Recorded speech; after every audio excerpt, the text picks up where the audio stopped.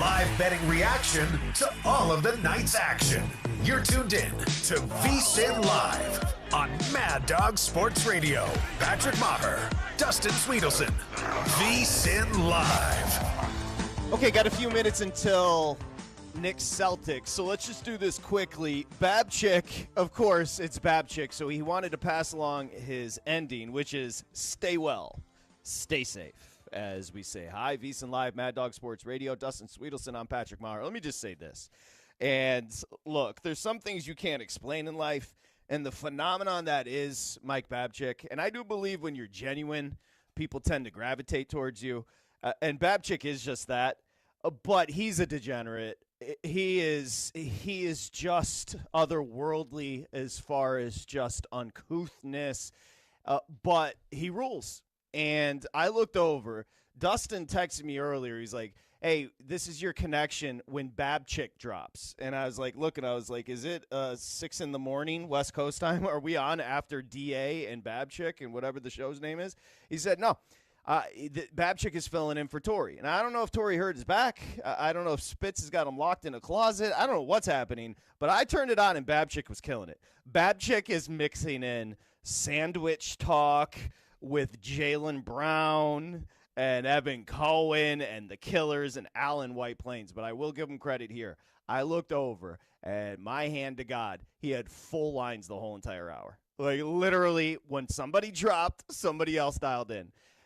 The dude's magnetic. They're drawn to him. And there's really no way to explain it. He's probably 5'2". If we're being honest, he is a lush. I mean, he can't stop drinking. He hasn't seen a condom in 20 years. I don't know if he's still married. But, again, people can't get enough of Babchick. He is the people's champ. And today he showed you why. Because when you give him an opportunity, you give him an opportunity to host, he kills it. And he could have kept going. You know why I know? Because when he got done with the show, he kept doing the show to me. And then Nia Hardman, who's our producer in New York City, had to say, Mike, I'm sorry, we have to disconnect you. And Mike actually was offended because he just wants to hear himself talk through a microphone. As we say hi to the big guy. That was quite an experience there with Michael Babchick. Look, I listened to the entire hour. It was thrilling. It was incredible. The phone lines were lit. And I got a text from him early in the day saying, I'm filling in for Torrey today. Do we do crosstalk? So I was like, cool, Mike, way to listen to our show. Thanks for letting us know that you've never once heard the beginning of our show. But I knew you two would get back together, and it would be amazing as always. He did bring up the closet days where, yes, sir. What did he do, the dirty at 30? Is that what it was? The Hand Central Station, the same shtick. For some reason, and I've always said this about Mike, I know the jokes that are coming because he's got about 12 of them, but I laugh every time. And that's a unique type of person where they're not even great jokes, but you laugh the same every time. And that's my check for you. Yeah, look, one day Chris Russo will retire. I mean, as long as the checks are as big as they are right now, I don't think it's anytime soon, but one day he will retire. And perhaps the name of this channel may have to change. And I think it would be very smart to make it Babchick Sports Radio and let him make all the big decisions. That's just my opinion. I think you're on to something. By the way, let's just quickly do the Babs. Great job. All kidding aside, it's great to talk to you. I haven't seen him in forever, nor do I want to. Let's bet. First off, we're betting the Maple Leafs. I was just talking to Cohen not too long ago. He's all over the Maple Leafs tonight. The Maple Leafs right now, 2-2 series, so that puck has yet to drop, so you can get in on the Maple Leafs. It's not a terrible price. Look, this is a great series. Panthers and Maple Leafs, but I do, even though I think offensive firepower, and if you wanted to go over 6, I have no problem with that either. These, to me, are the two best teams in the East. I think they're better than the Hurricanes. The Hurricanes are taking on a terrible Washington team, so I will say that. We're going to go Leafs, and if you want to go over the 6, I have no problem with that. Hey, hungry dog skates harder, right? That's the goal there. Toronto wants it more. They need it more. We discussed it the other day. We couldn't even come up with a close comparison in American sports that would equal if the Leafs win. I guess the concern, though, would be is they do this to us a lot. They do it to Canada a lot where they just tease you a little bit. They tickle it on the outside, make you think something's going to happen, and in the end get eliminated. Yeah, and Stolar's back in that as well. Let's just also mention that we've got a price on the Knicks that you're not going to see very often. And we have been hitting on this program, VSiN Live, Mad Dog Sports Radio. You can check out the picks over at vsin.com/subscribe. Right now, Sirius, use that promo code. We have been hitting plus money prices. We did it again close to $3 last night on the Pacers. Dustin, your Knicks catching close to $2 is blasphemy tonight. Blasphemy. Game just underway right now. Celtics up 3-2. You can get plus 190 on the money line. You can get in right now and bet it. I'm sorry. You know me. I am a fear-based person. I generally, when things are going well, the fear creeps back in, and I am scared of moments like this. I am terrified. But you have to be rational when you look at the Celtics. What are we scared of tonight? Jaylen Brown? Jaylen Brown's going to be the number one. He's going to have OG Anunoby draped all over him all night long. Porzingis is patient zero. I don't know what's going on with that guy, but I know there's going to be a long study done at like Columbia Med School about whatever's going on with him. Al Horford's so old, he's got Werther's originals in his pocket on the floor. Peyton Pritchard off the bench. The only guy on this team that scares me is Derek White, and how much damage can one guy do? And then again, fourth quarter, when the Knicks have been beating the Celtics, who are they turning to? None of these guys are built for those moments where the Knicks have come up over and over again when it matters. The Knicks are not losing this game. The Knicks also have pressure on them to finish the job tonight because the Pacers eliminated Cleveland last night, and now they're resting. This series can't go any further. The Knicks are winning, plus 170 on the money line right now. There's a question about whether or not you're going to get an emotional boost from the Celtics. If you heard some of the post-game comments and you've heard some of the news coming out of Boston since the Tatum injury, that team is folded. And so I don't believe in a boost here from the Celtics. Listen, they're 5.5-point favorites. You're plus 175 on the Knicks. I think betting has become so omnipresent because we've all become grown-ups. And I know for a fact that the Knicks know the number. I know for a fact they know how disrespected they are tonight, and I know for a fact that freaking weirdo Thibodeau put it up on the board, and they're going out there with that determination. That is factual. No. And you know what? I've been guilty of saying this the last few nights that, the Celtics have outplayed the Knicks. That's what I've been saying, and I'm realizing that's been wrong. You have mentioned that's wrong. It, yes. No, but that's wrong. I'm wrong. I am completely wrong. Because if this was a boxing match and you were letting another guy just waste their energy punching you, and then when it matters, you knock him out, you were the better fighter that night. And that's all the Knicks have done. And I think without Tatum on the floor, they do not have a prayer to deal with the Knicks when they throw their best punch and the Knicks come with a counter. I don't see how Boston has anything ready to go. Joe Mazzulla doesn't adjust. He's made that very clear. He wants to launch threes. He wants to get those open looks. The unfortunate part for him right now is he doesn't have guys good enough to consistently hit the shots with Tatum not on the floor. Yeah, no, it's really even the adjustments just a script. So Brad Stevens is puppeteering Mazzulla. People talk about Mazzulla's inadequacies in using timeouts. If we're talking about a coach not knowing when to use a timeout, my guess is he's not talking about how to run an offense. Now, I'm not trying to disrespect Joe Mazzulla, but the concept is this. Without Tatum, who went for 42, and by the way, they were going to lose. And that's what pissed me off yesterday. I swear to you, this is what pissed me off. The whole entire conversation was about Tatum going down, and the Knicks were completely disrespected. It can be both people. You can feel badly for the human and also understand this is athletics, and the Knicks deserve their flowers. And that's exactly what happened. Tatum, in that game 2 nights ago, the Knicks weren't losing that basketball game. So that was my theme yesterday. I'm going to continue that theme. The Knicks have been tremendous, just like the Pacers. We're not going to see the Cavs and the freaking Celtics in the Eastern Conference Finals. That's a lock. And Tatum had 42 points. So he was a huge part of why they were close at the end of that game. Without him, what does this become? I just don't think the Knicks are the type of team that's going to say, you know what, we're not going to match their energy with a chance to put them away. They're minus $5 to win the series. Everyone's trying to convince themselves of this win one for the Gipper moment for the Boston Celtics. When have the Boston Celtics showed us any human emotion over the last couple of years where you believe they will rise to the occasion motivated by losing their best player? I just don't see it tonight. I love the Knicks right now, 5-4 early in the first. And I think the Knicks, I think this is going to be a close game through 3. And the same thing that's happened the last few games is going to happen again. Jalen Brunson takes over, fourth quarter, goodbye. The Celtics would need a lot of hymns to rise to this occasion. So let's see if they can get it done. As Porzingis looks like he's in, so we shall see. Porzingis has been a shell of himself. There's no surprise there. A couple of things. So just underway, 5-4, Boston leads, 9:23 to play. We're just Bobrovsky getting ready there in goal for the Panthers. Toronto and Florida tonight. We've got a great night. Let's set it up here. VSiN Live, Mad Dog Sports Radio. Of course, we do have the late game tonight, the Warriors and Timberwolves. Now, Curry has been cleared for light practice, which tells us if there is a game 6, maybe he plays. If he does play, he is going to be 28% of Steph Curry. Does not matter. They're not going to win tonight. The number is 10.5.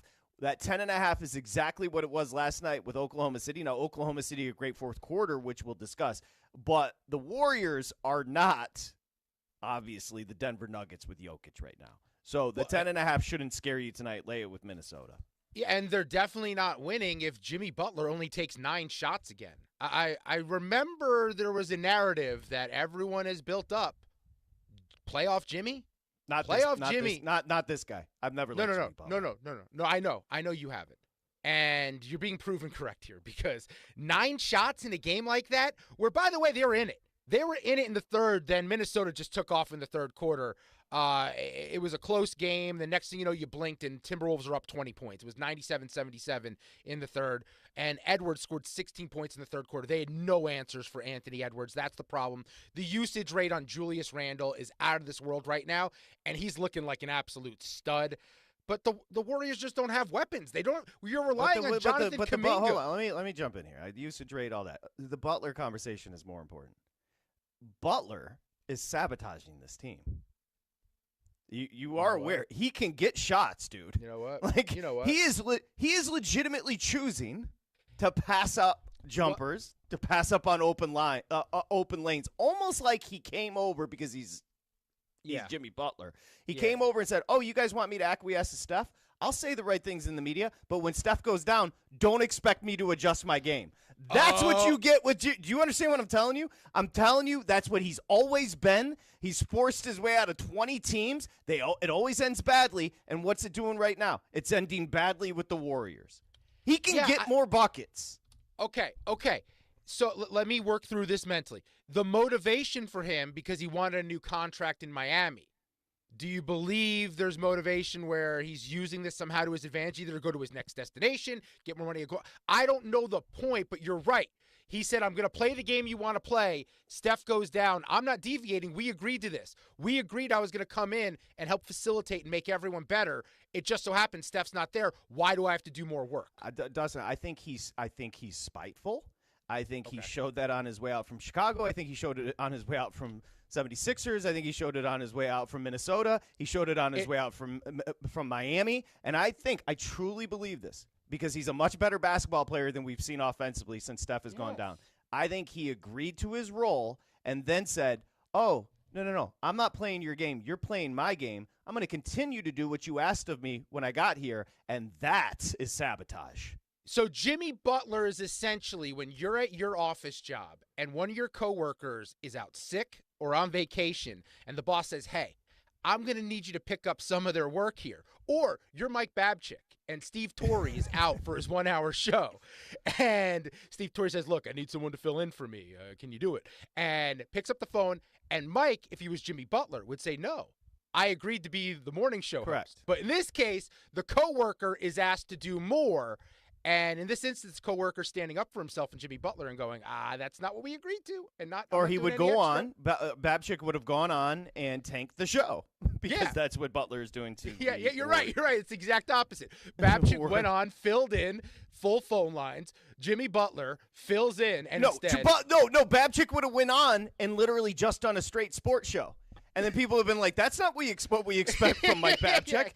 Butler's going in and dishing the ball at the rim, and we're like, that's not what we expect from playoff Jimmy and Jimmy Buckets. That is the corollary.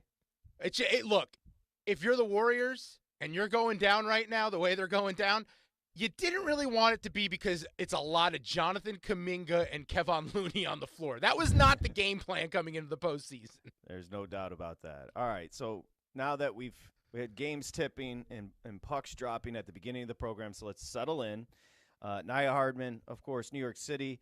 We've got Ryan Smith, youtube.com/VSiN Live. Of course, Dustin Swedelson on Patrick Maher as we reset. 888-MAD-DOG-6, 888-623-3646. Again, the content's been providing itself because, obviously, from a betting perspective, we've been having a ton of fun with it. You've got the 2 on the wood tonight, and you also have, let me just get this straight, because right now it's 0-0 Leafs Panthers. You got Oilers Golden Knights now. I'm going to tell you something right now. I've been so disappointed in VGK that if you're going to give me a plus price, I don't care if it's in Vegas. If you're going to give me a plus price on the Oilers are the much better team right now, up 3-1 in this series.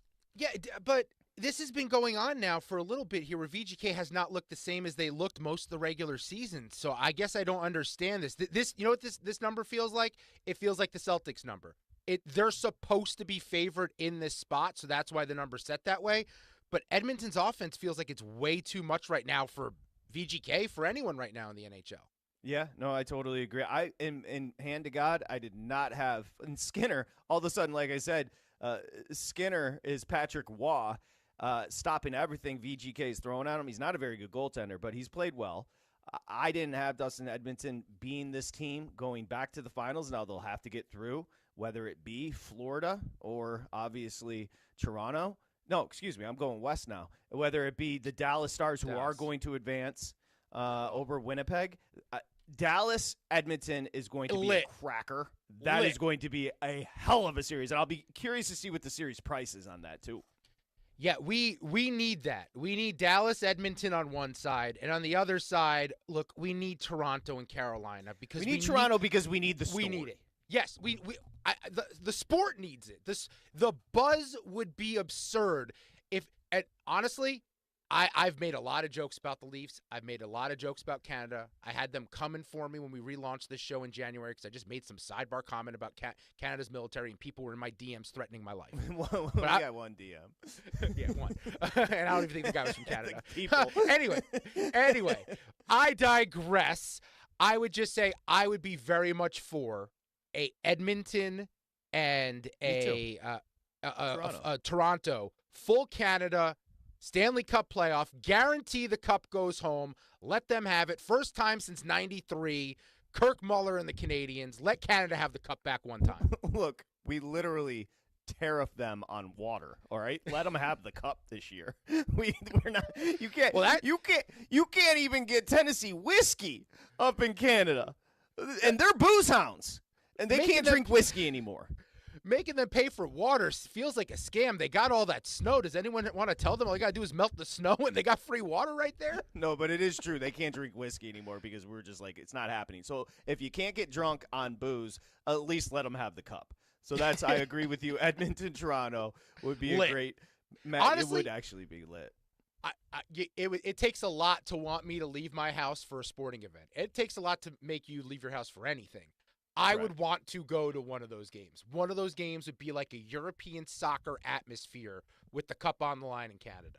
Yeah, it really would be. The barns would be going crazy. So nothing right now. Florida, Toronto. The Knicks do lead a tie-up. Derek White just hit a 3, so 11-11. Oh, wow. I agree with your assessment. I think the Celtics hold close to halftime. Mid-third, Knicks start pulling away. We've seen the script, and that script was written over and over again with the best player in the lineup for the Celtics. I just don't see it happening tonight for them. Yeah, I mean, the big thing for me is Jaylen Brown now is going to get the attention of OG Anunoby and Mikal Bridges. And I know Tatum scored 42 the other night, but the reality is those two gave him fits on the defensive end of the floor. He was not his normal self from a scoring perspective in this series. So now you focus that attention on Jaylen Brown. You make the other ones beat you. Right now it's Derek White who's getting it done with 9 points already in the first quarter. But outside of him, I don't know who else you trust because Peyton Pritchard's now going to be facing longer defenders than he normally faces going up against this number one unit for the Knicks. I just don't see it for the Celtics. Knicks are winning this one. The number was way wrong, just like it was wrong last night. I will say I am genuinely excited to watch Knicks Pacers because all of the sudden the Pacers have become a buzzy team. Yep. Like I was clowning you a little bit when we were. Are we underestimating this roster? Because it really kind of has been the same roster for the last 3 years, and they have been really good, but Halliburton has taken that next step. We would all agree with that. And here's what I like about the Pacers. They're kind of dicks. Yeah. They're kind of super competitive. And the Knicks are the same. Indiana has a great home court. MSG is going to be crazy. I love that matchup. I'll tell you what I like it more than. A Boston-Cleveland matchup in the Eastern Conference Finals. Oh, no, it's also like opposite styles here. Indiana wants to dictate the pace. They want to go, go, go. They want to force turnovers and run. They just want to keep going, keep scoring, build it up. And they've been playing better defense of late, but really, that is an insanely talented offensive team. And for the Knicks, on offense, a lot of things just revolve around Brunson. So you got Brunson trying to slow things down, trying to run his half-court offense against Indiana who wants to get up and go. It's going to be incredible. It's going to go 7 again. It went 7 a year ago. Pacers ended up winning against a banged-up Knicks squad. Don't forget, New York wants revenge for that because they believe if they were at full health, they were the team that would have won that game. Yeah, no, absolutely. And the Knicks are at full health, and your boy, they're getting contributions from Bridges. They're getting contributions from Cat on the glass.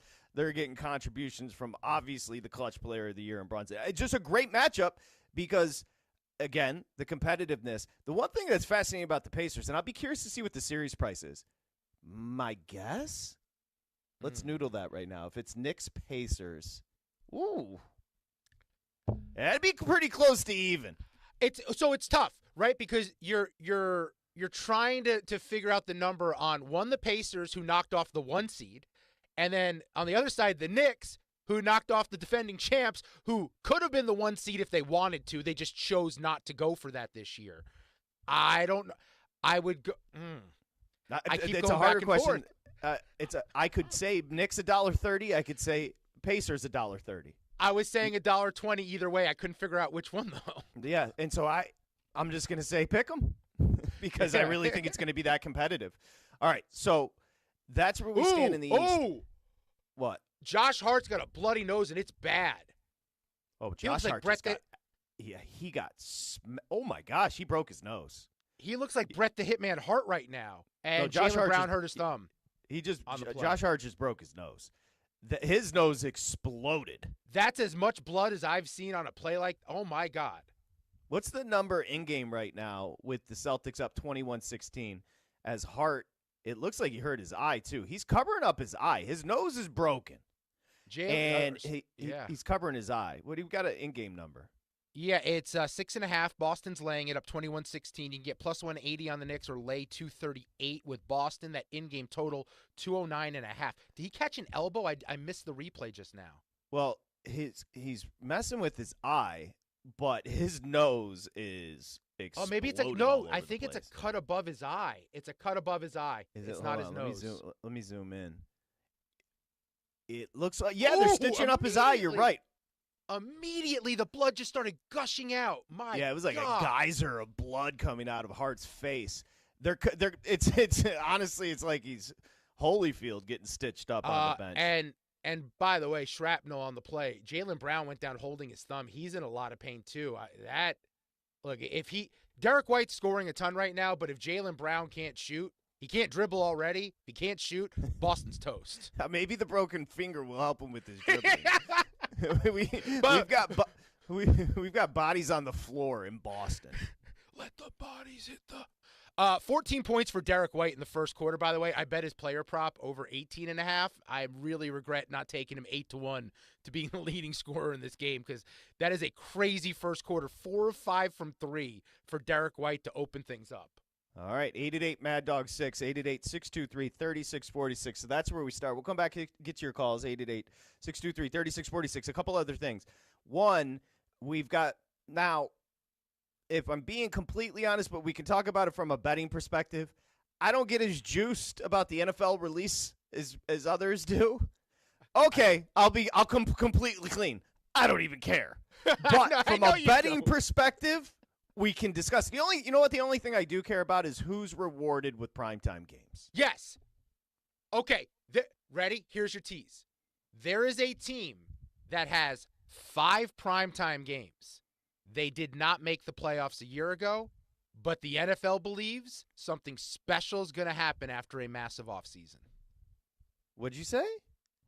There is a team that has 5 primetime games. They did not make the postseason a year ago, but obviously the NFL believes they're going to have a massive season after a great offseason. I was going to say Dallas, but that's a good tease. We'll come back with that. We'll kind of use the NFL release as our theme throughout the 3 hours as we mix in your calls and talk about these games. It's easy. It's a lot of fun. When we've got the playoffs delivering and you've got the NFL kind of getting in the mix, you've got the PGA Championship underway tomorrow. I believe Rory and Scheffler obviously are going to be your betting leaders there. We've got Halterman joining, talk Preakness and hockey. We've got Noops talking, of course, basketball. Got Todd Furman talking betting. So we've got a lot to do. A good start as it's kind of getting messy in Boston. Now, is Hart back out? Yeah, Hart's already back out there. Wow. I swear to God, I thought his nose exploded, but you were right. It was just above his eye. I don't know how I missed that. I'm not a doctor, obviously, but I think the eye might be better than the nose in this scenario, where I feel like the nose could affect his. I know it's above his eye, but the nose could really affect the vision worse. He'd have to wear one of those masks in this spot. Look, Hart's a warrior. You're not taking that dude out of this game. No. You're right. They butterfly stitched above his eye. I mean, it could have been dangerous if it hit inside the socket. Yeah, but much rather had that than. I thought it was an exploded nose. So I thought it was the bridge of the nose, and then everything swells up and broken bone. But he looks good to go. He's shooting free throws right now. All right. Nice little start. Good job, Babchick. Good job on the calls as well. I was excited to see Babs. He was mixing in all the calls. He was talking about sandwiches. He was talking about Jaylen Brown not being ready to deliver as your main guy on it. It's like when Babs starts going to sports, you go, all right, back to the shtick. Hey, I will tell you this. I think Steve Torrey putting mustard on a fried chicken sandwich is absolutely insane, so I'm glad I heard that tidbit. I'm a mustard guy, so I don't have a problem with it. Now, yeah, but you're a health guy. That's why you like mustard. Now, whether or not it's spicy brown or just regular yellow, that's where Steve starts to get a little weird. But Steve is weird, so he's probably just regular yellow. Hey, you know what mustard is? Good for inflammation for the back. There you go. Everybody knows it.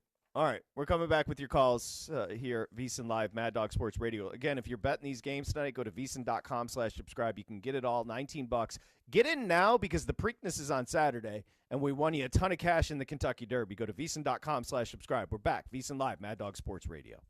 This is VSiN Live on Mad Dog Sports Radio with Patrick Meagher and Dustin Swedelson.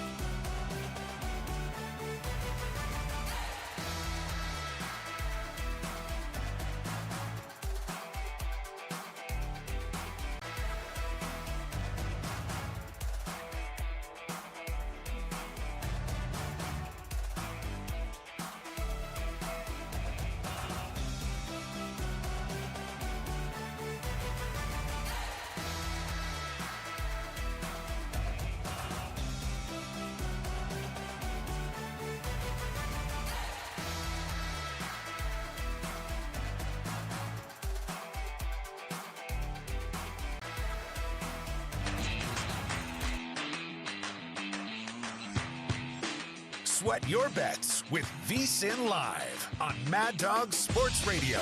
Here's Patrick Maher and Dustin Swedelson. Okay, VSiN Live, Mad Dog Sports Radio. Dustin Swedelson, I'm Patrick Maher. We've got Naya. We've got, oh, hey, Jeezy. Jeezy got a haircut, looking good, girl. We've got Naya. We've got Ryan Smith, the whole crew here as the games are underway. Still nothing. Florida, Toronto. And big guy, your Knicks, let's take a look as it's kind of started off interesting there because Hart took an absolute gash to the face as the top of his right eye was absolutely a geyser of blood. It looks like Brown might have jammed a finger, and right now it's 23-20 Celtics. Yeah, Hart came back in, banged a couple free throws, so that made it a 3-point game, 2:14 to go in the first. It's 23-20 Celtics on top. It's been all about Derek White, though. He's got 14 of the 23 points for Boston so far, 4 of 5 from 3. Jaylen Brown expected to pick up a lot of the slack with Tatum out. 5 points, 3 boards, 3 assists, so contributing across the board. And then Luke Kornet, who saw it coming, 3 minutes off the bench for the big guy Kornet, and he's got 4 points, 3 boards, assist, a steal, and a block. I mean, that's normally his entire stat line for a game. So a nice performance from Kornet to get things going in the first quarter here. Yeah, they need them. They're going to need everything. Again, we talked about kind of the flow of this game.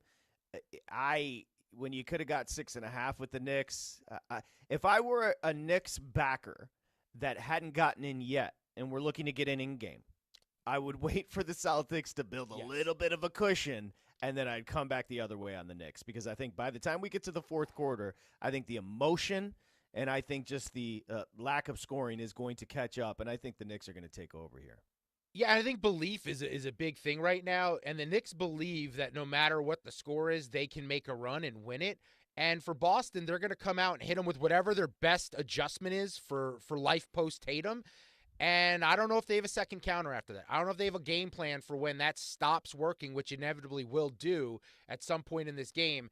And the Knicks then can do what they always do, which is just find a way when it matters. You know what's funny, too, about the Celtics? We kind of talked about it with the WEEI reporter last night. The Celtics fans are tripping out because apparently with the new ownership group and a lot of bills coming due for the organization, a conversation about what to do with Porzingis and should they trade Brown, or not necessarily Brown, but somebody like a Derek White at his height of tradability. Like, there's a sense with Tatum missing all of next season that this could get blown up. I actually think that's the right mindset. I would do that if I'm the Celtics. Why spend all the money they're spending now? Porzingis is gone. Like that is there's no way he's on the roster next year. I know he's actually under contract, I believe, for one more season from what I'm seeing. But Drew Holiday, you got to find a way to get rid of him. I would trade Jaylen Brown. Jaylen Brown's going to take up $53 million of your cap hit next year. You're not winning anyway. What's the point? Get as many assets as you can. That way, when Tatum's back to 100% in 2 seasons, you can make a real run at this with the best possible roster around him. Jaylen Brown at $53 million is a question as it is, but without Jason Tatum, it's an even bigger question. Big time. By the way, Florida on the board first in Toronto. They got a goal, just kind of a mucky goal in front of the net there. So 1-0, 5:22 to play. In the first, Florida leads two offenses that can get cooking quickly. So I wouldn't say that game is over. We don't need another Stanley Cup in the state of Florida. Like, if there was one area of the country that deserves to win a trophy in any sport less, it's Florida winning the Stanley Cup. Can we stop? Panthers won. Lightning have won a few times now. I'm sick of that state winning cups. Yeah, there's nothing more insulting to Canada than the Sunshine State continuing to win cups. There is something to that. Okay, so the games, and again, maybe we could start sprinkling in some of this NFL schedule. What's that? Knicks lead? Knicks lead. Yeah. Knicks lead on Anunoby, step back 3. That's 30-29 over Boston. Anunoby, if you've been able to focus on him defensively, he is not good. He is great. No, he's a winning basketball player. He does so many things well, and when he scores, the Knicks are a totally different team. And a lot of that goes to Bridges, too, who I've been really hard on. I hand up, I'll admit it. I have not been kind to Mikal Bridges. But I think the criticism's been fair. But also there's some criticism going the way of the Knicks. because the Knicks are treating him different in the postseason. During the regular season, they made my man, Mikal Bridges, stand in the corner and wait to just pop threes. That's not his game. He's been allowed to create more, and that fadeaway jumper has been money the last couple nights. And defensively, Bridges has stepped up big time. He's great. He's a long guard that can, obviously a help defender as well. Good one-on-one. He's been great. It's ironic because had they lost this series, my thought as a Knicks fan was, go get Giannis. Go make a big trade. Go bring someone else in. But now because they won this series, I want them to keep this group together. I want to see how far they can go.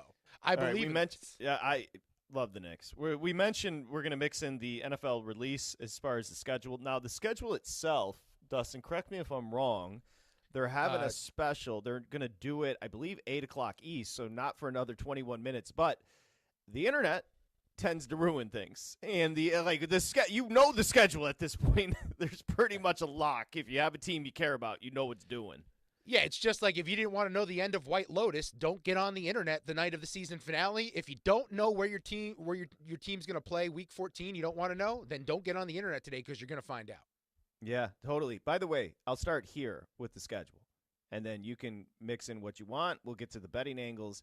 I will say it must have been a success on Netflix Christmas football because wasn't it a double header last year? Yeah. And now because of it, they've added a third game. So, and frankly, I'm looking at the games, some good ones. You've got the Cowboys. Really good ones. This is Christmas Day now. You've got the Cowboys going to Washington. Banger. Washington, is there a must-watch team that is more must-watchy than the Commanders right now? I don't know. Well, I mean, they have the MVP and the team that's going to go to the Super Bowl from the NFC, so they should be must-watch. So Cowboys at the Commanders. You're going to have the Lions at the Vikings, banger. And then the Chiefs hosting the Broncos. Merry Christmas. I love the fact that the NFL said, you got a family tradition? No, you don't. You know, it's funny because, like, on the surface, when it's not football season, my initial thought is, man, it feels like the NFL's taking over a lot of days of the week. It just feels like they just keep spreading, and we're having less days without the NFL than we've ever had before. But at the same time, I'm going to sit my ass on the couch and watch every one of those. Oh, no. I'm in. All right, where did you want to start with the schedule release? We can start from the beginning or just some of the highlights that stand out. We're going to sprinkle these in throughout the show. Yeah, let me pay off that tease. The team in the NFL, I'll let you guess, that had a massive offseason, that did not make the postseason, and apparently the NFL believes is going to have a great season because they have 5 primetime games this year. Can you guess which team I'm talking about? Do you want a hint with conference? Okay. NFC. So I'm going to be wrong, but I'll simply say fine. Just because it's the Star and just because it's Jerry and they didn't make the postseason last year, I don't know if you equivalent the offseason as mammoth, but how about the Dallas Cowboys? You're wrong, and you're proving my point. The team that has 5 primetime games is the Chicago Bears. Well, you know what? That does make sense. That's a good one. It does. Because you know why? You know what? Because sex sells and their offense is going to be sexy. Caleb Williams is going to put up bonkers numbers. Okay, week 1, they open Monday Night Football with the Vikings. That should be fun. By the way, one thing I noticed, there were a lot of in-division games leaked for week 1, which I like to see. I like games that matter right out of the chute. Week 6, they'll have a Monday Night Football matchup with Jaden Daniels and the Commanders. The QBs going 1-2 on Monday Night Football. Then in week 13 on Black Friday, the Chicago Bears go to Philadelphia to take on the defending champion Eagles. Week 16, Saturday Night Football, the Green Bay Packers. And then week 17, and this tells you what the NFL thinks about the Bears, because you don't put a team on Sunday Night Football in week 17, the second to last week of the season, unless you think this game matters and matters in the conference. They are at San Francisco on Sunday Night Football. Chicago, we jumped the gun, not the two of us, but the gun was jumped last year with Chicago, expecting because of the great second half of the season the year prior. There were a lot of expectations for Chicago last year, even in the betting market. And it just didn't come to fruition, fired the head coach and Eberflus. Now they've got Ben Johnson. And I love the fact that Ben Johnson got in there and they went into the draft and they said, we've already built our offensive line, literally rebuilt it, 5 new offensive linemen. Let's just start drafting skill. Dude. And they did. But on top of that, they also added a bunch of defensive pieces this offseason. Grady Jarrett comes in. They bring in the edge, Odin Ingbo from Indy. And that defense was already awesome. And then on offense, you mentioned it. DJ Moore's there. Odunze is there. Luther Burden III operating out of the slot. Colston Loveland, who I bet for Offensive Rookie of the Year. They went and get Joe Thuney from Kansas City on the O-line. Jonah Jackson on the O-line from the Rams. I mean, look, this team is going to be flashy. They're going to be fun. You know what they're going to be?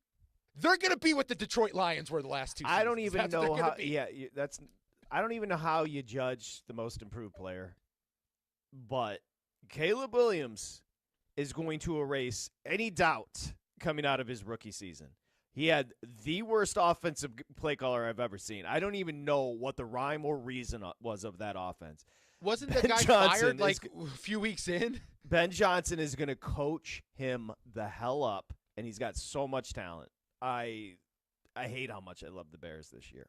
I don't even know how to equate the upgrade for Ben Johnson to go from calling plays for Jared Goff to the abilities of Caleb Williams. I'm trying to find a car comparison where it's like he had a restrictor plate on what he could do as a play caller because Jared Goff is just limited, and Jared Goff was great. He was an MVP candidate, and that just tells you how incredible Ben Johnson is in designing plays. But now he has a Ferrari. He has a Ferrari that can go unlimited speeds, and it can fly past everyone. Heck, that thing can go airborne. I don't care. That's how talented Caleb Williams is. In this offense with those weapons, it's going to be I don't remember in my lifetime, I'm 40 years old, the Bears ever having a fun, high-flying offense. That's happening this year. Well, let me ask you this question. What's the Bears' win total set at this year? You know what? That is a good question. Let's see. We can look that up. I'll give you an update here. 33-30. The Knicks lead Boston 11:33 to play. Got a $143 in the first period with Florida over Toronto. We'll get you those in-game numbers. We are hunting the win total. Now, last year, the season win total was, I believe, 8.5 on the Bears. I am shocked by this number. And based on what I just told you about the NFL scheduling this team on 5 primetime games, this number is shocking. The number you just said is the same number this year. 8.5. They are 8.5. Over is even money. Under is minus 120. So the market believes they don't win 9 games. Expectation, and well, it's a brutal division. That's where you have to start with the Bears. So obviously those games in division, I expect Minnesota. Well, Minnesota can't take a step forward based on what they did last year. I expect outside of the postseason, I can't expect Minnesota to continue their pace. I think the Packers are going to be great. I think the Lions take a bit of a step back. And, again, I love the Lions roster, but the concept that they're not going to miss something without Ben Johnson is foolish. Yeah, I think they're live to win the division. I think there is a world where the Bears just light up the world, and they're just too much to deal with because they're balanced. We're not used to seeing the Chicago Bears be balanced. We're normally used to seeing them have a dominant defense, and that's it.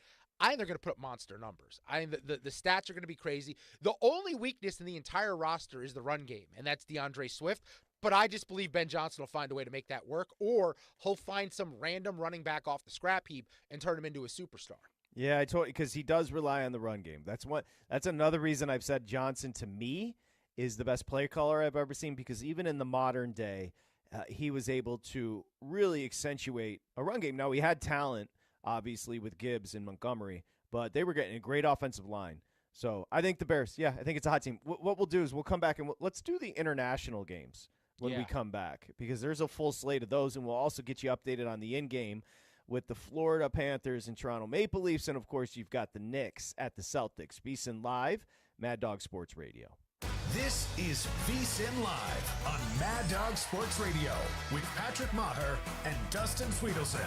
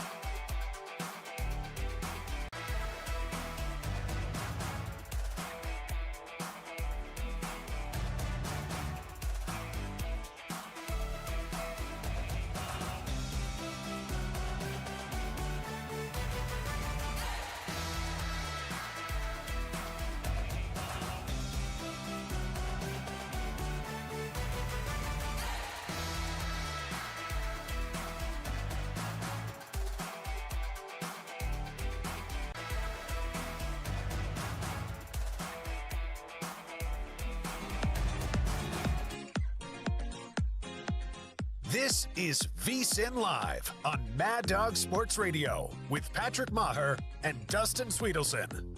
All right, let's get those in-game numbers, Dustin, both on the hockey and the basketball. VSiN Live, Mad Dog Sports Radio. The Knicks, they're up 8. You could have got them plus 6.5 when they were down like 4 a little bit earlier. Where do we stand with the side in total there? All right, it's 40-32. Knicks are now laying 2.5. You can go minus 145 on the money line, laying a price with New York, or plus 114 on the Celtics, and that total is now up to 215 and a hook. All right, and then you've got a 1-0 first intermission. You've got a 1-0 lead for the Panthers on the road. Series tied at 2s, obviously, with the Maple Leafs. I watching the flow of the game, I believe there's goals that were left in the period. So I'll be curious, what's the adjusted number and the adjusted total there? So minus 315 on the Panthers, up 1-0 on the road, plus 230 if you like Toronto. Total 5.5. It's actually juiced on the under at minus 188. You can go Toronto plus 1.5 at minus 125, but that plus 230 feels kind of juicy based on the situation at home. What'd they say, 5.5 you said on the total? Yeah, 5.5, but the under's juiced minus 188. If you like the over, plus 145. Yeah, I do. I again, just kind of watching the flow of the game, I thought there was some goals left out there. So we shall see as we get back to you here. We're also kind of running through some of the standouts. Our buddy Ryan Smith, who runs our YouTube, he's a big like a lot of people at VSiN, he's a big Chicago sports fan, so he loves the Bears. And he said he's betting the division with the Bears at plus 415. So a buck wins you 415. I don't hate the price. Yeah, I think they're live. I think they're very live to take this division by storm. Look, I understand that Detroit believes they have infrastructure, but they lost both coordinators. I'm sorry. Dan Campbell, culture, it's awesome. It's real. It's spectacular. The problem is that's a lot to have to make up. You have to change systems. You also have new pieces coming in. I'm just not buying they're going to be the same team as they were a year ago. Because of that, the division's open. And I think Green Bay has a ton of upside. I think Minnesota is interesting, but they can't. With J.J. McCarthy at quarterback, you cannot expect them to do what Sam Darnold did a year ago. Because of that, there's a path for Chicago to steal this division at a big number. Totally agree. I think Minnesota and Detroit takes a step back. I actually think Green Bay is going to be awesome. But I also believe Chicago takes a huge step forward as well. As we continue here, a 7-point lead for the Knicks, 40-33. So we'll keep you updated there as the Knicks look to close out. The Pacers are big Boston Celtics fans right now. I can guarantee you that. They want that series to keep going and going and going. They would love one more game here. It's kind of the deal with Timberwolves tonight. Timberwolves are going to close out Golden State, and then they're watching Denver tomorrow, and they're like, all right, Denver, Game 6 at home, force a Game 7. Let this thing go as long as possible. So we'll either be getting a Denver team that's already exhausted or a Thunder team that had to go the distance and maybe beat up for Game 1 of the next series. Yep. Let's get to the international games. So, again, the official scheduled release is scheduled for 5 more minutes. But to your point about journalism, well, let me ask you, it's got to be purposeful. The NFL, I know the NFL leaves breadcrumbs. Yeah. But they could protect the schedule. No, this feels like foreplay. This feels like a way to get you juiced up. It's an appetizer. It's to get the appetite going for the big one later tonight. That's all that's going on here. This is all intentional by the NFL. These are quote-unquote leaks. Just like they have a legal tampering period, these are quote-unquote leaks. These are all being passed around, hoping the media puts it out there. That way everyone tunes in a few minutes. But you don't have to do that because we already have the leaks here, and we'll have all the information for you as it comes out. But they know people are so thirsty for football anyway, they're going to tune into the release show. So yeah, they just print money. That's all. That's why they're taking over your calendar. They are. They added another game on Christmas. That's hilarious. All right, on top of that, but think about the year. They maybe go, 3 weeks where they don't have something in the news cycle that matters, and then they're back? Yeah, before you know it. Though September does feel a long way away right now. It does. But that's exactly what makes you so thirsty and what makes the season. You know, people start complaining, you got football on Monday, you got football on Thursday, you're taking over the holidays. But right around July, you're going to start getting itchy for your fantasy football, for your betting, for your Chicago Bears, whomever. You start to get itchy. Let's start with the international games. Yeah. Because, whether it be Brazil, whether it be London, we got a lot. Germany. Go ahead. Your first game, internationally speaking, will be in Brazil. It will feature the Chiefs at the Chargers, and that game is going to be streamed on YouTube. Why? The NFL is going to try and set a streaming record for live stream sporting event. Most viewers, week 1, standalone, Friday night, and Patrick Mahomes taking on Justin Herbert and Jim Harbaugh. It doesn't get much better than that for this spot. Wait, you're right. That is a great game. But let me ask you. So, wow. We're streaming on YouTube, VSiN Live. You can get involved in the chat right now. I believe, now this is just me speaking. I have YouTube TV. I think I convinced you to grab it too. It was the I best think decision I ever. think if you put a football game on YouTube, I think the numbers are going to be bigger than anything we've ever seen because YouTube is getting people hooked in algos. And people are gravitating towards YouTube in droves. I'm not even talking just YouTube TV. No. And YouTube has the ability to have no paywall, right? A lot of these other Correct. streaming services, and I'm assuming that's what they're doing here, but because they're ad-based and because they can just make money from viewership based on advertisers coming in, I think the numbers could be astronomical. And where you can literally just go tap the YouTube app and you're going to watch the football game. Whereas you go to the Peacock thing, you're like, enter your email address. Reset the password. Take a picture with your phone of the barcode. No, I hate that. It drives me effing crazy. We'll continue I don't with remember the any international. passwords. We'll get you ready with the international games. Coming up next, we'll talk a little Preakness and some hockey and more with our good buddy Aaron Halterman. VSiN Live, it's Mad Dog Sports Radio. Covering the spread all night long. This is VSiN Live on Mad Dog Sports Radio.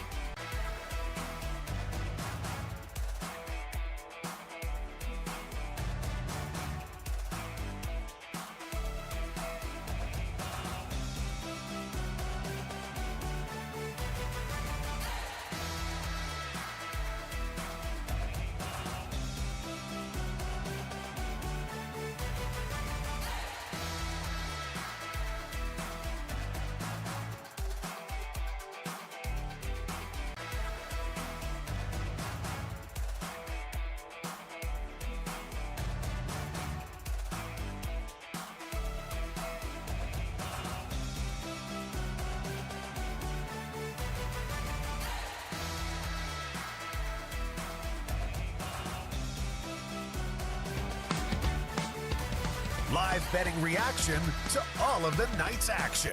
You're tuned in to VSiN Live on Mad Dog Sports Radio. Here's Patrick Meagher and Dustin Swedelson.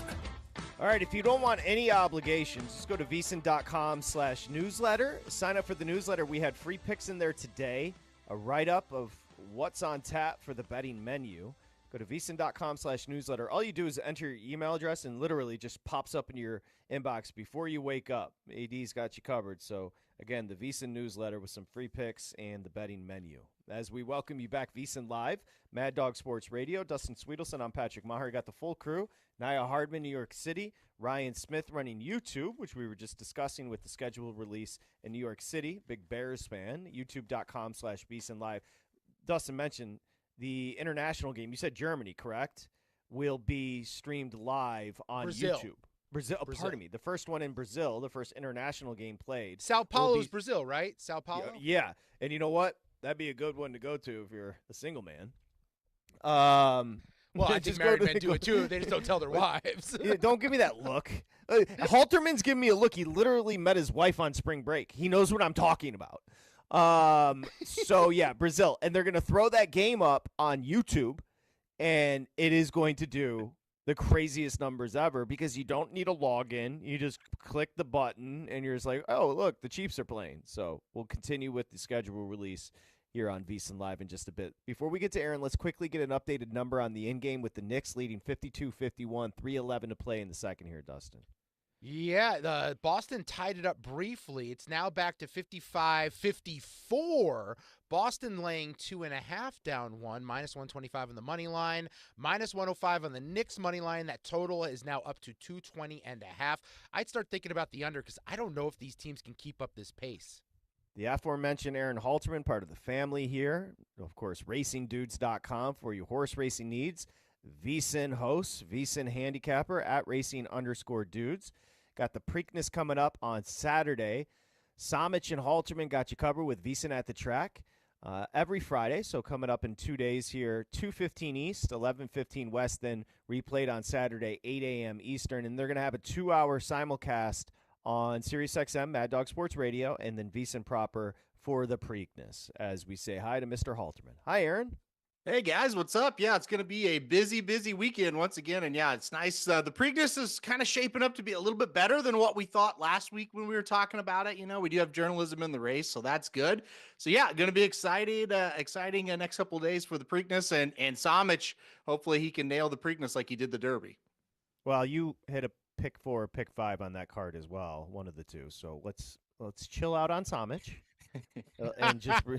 And when he comes on the program, we will jock him, but you deserve some credit too, as you've been killing it for the VSiN audience and Mad Dog Sports Radio audience as well. Before we get to the Preakness, which we do want to set up, we don't get your picks here because you'll give those obviously on your programs, but let's get to the hockey that's in place. Bobrovsky was great in the first period. I felt like I was watching while doing the program, so I felt like some goals were left out there, but the Panthers did pick up a 1-0 lead going into the first intermission up in Toronto. Well, the Panthers got the volume of the shots. They got, almost triple the shots of the Leafs.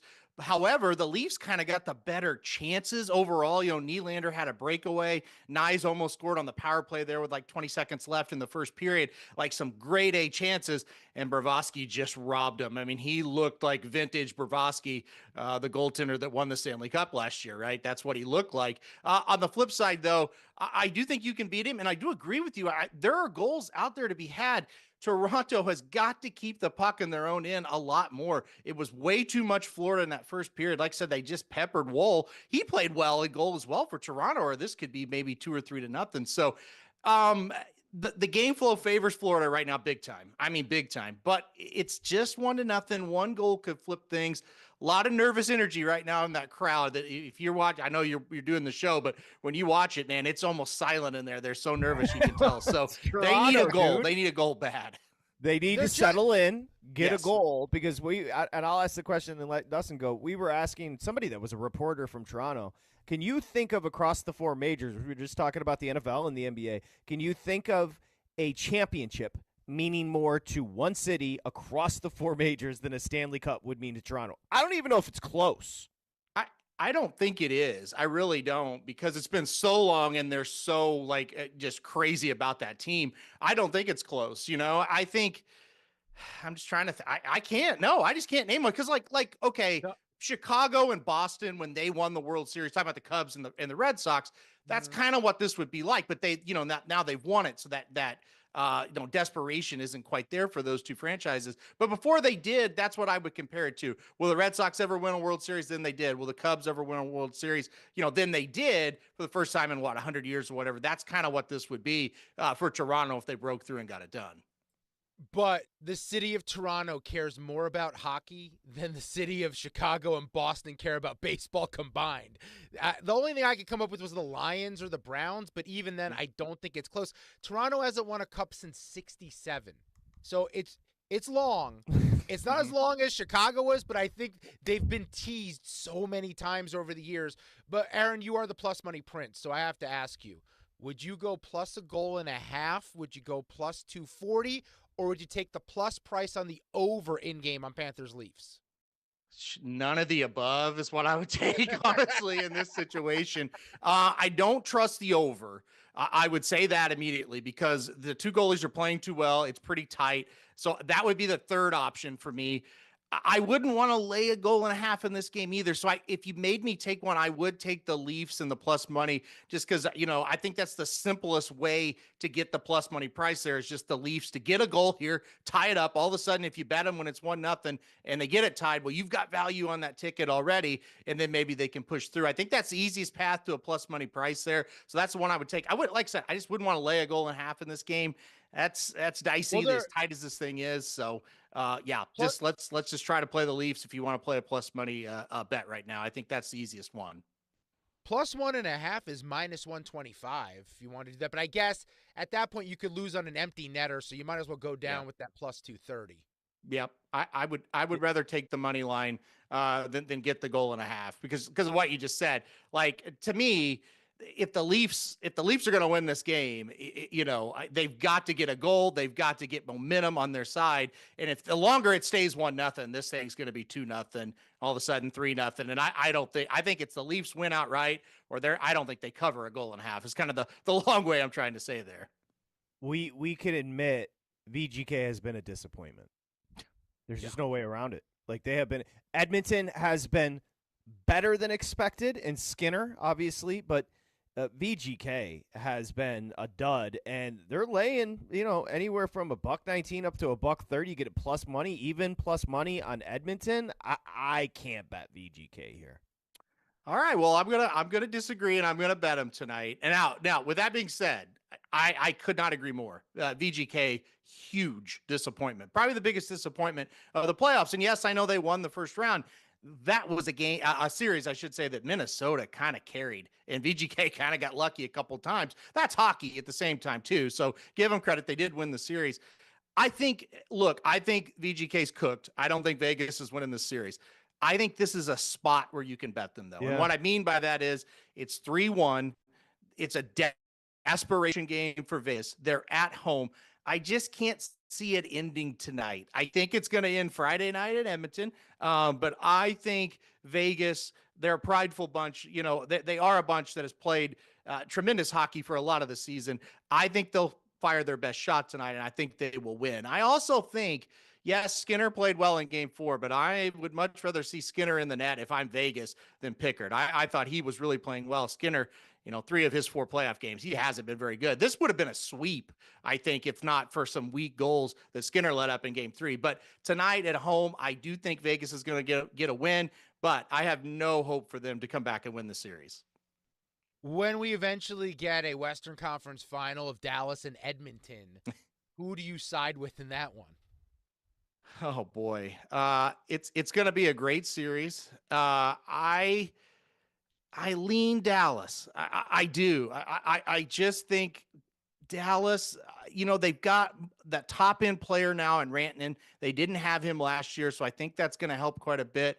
The goaltending, I just think Ottinger has such an advantage over whoever Edmonton has.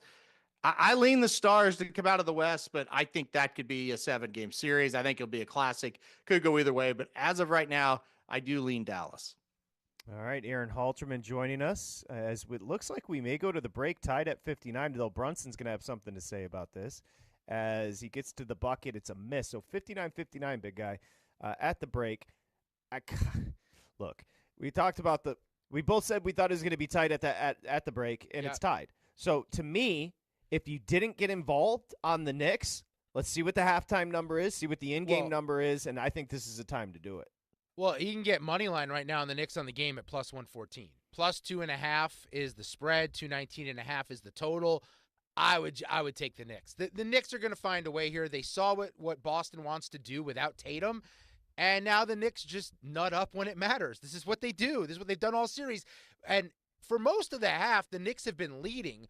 Boston just made runs to cut it down and then take very short leads. But it's the Knicks that are able to score more consistently in bunches where Boston's unable to do that. I am happy that we did cash Derek White over 18.5 points in the first half, though. Feels good when that comes That up. was quick. Are you messing with the NBA postseason at all, Aaron?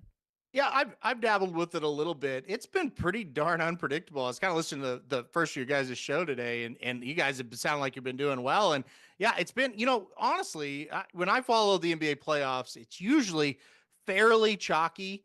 This hasn't been the opposite of that. I mean, this has been crazy this year. But yeah, I have a little bit. I am a kind of I'll call myself a fake Thunder fan. I follow them. I'm not a huge fan of them. I'll admit that. So I've been watching them, and I think they may have gotten over that hump last night. That's a game that felt like they were going to get beat, and they did get the job done. So I'm hoping that kind of pushes them forward. And look, I'm looking at this thing and going, okay, OKC, if not this year, win. Like, it sets up really well to me for them. So, but the Knicks thing has been incredible. Winning those 2 games, coming back like that. I mean, what a run they're on right now. Well, we're talking about prices, and you're always looking for a plus price, specifically in hockey.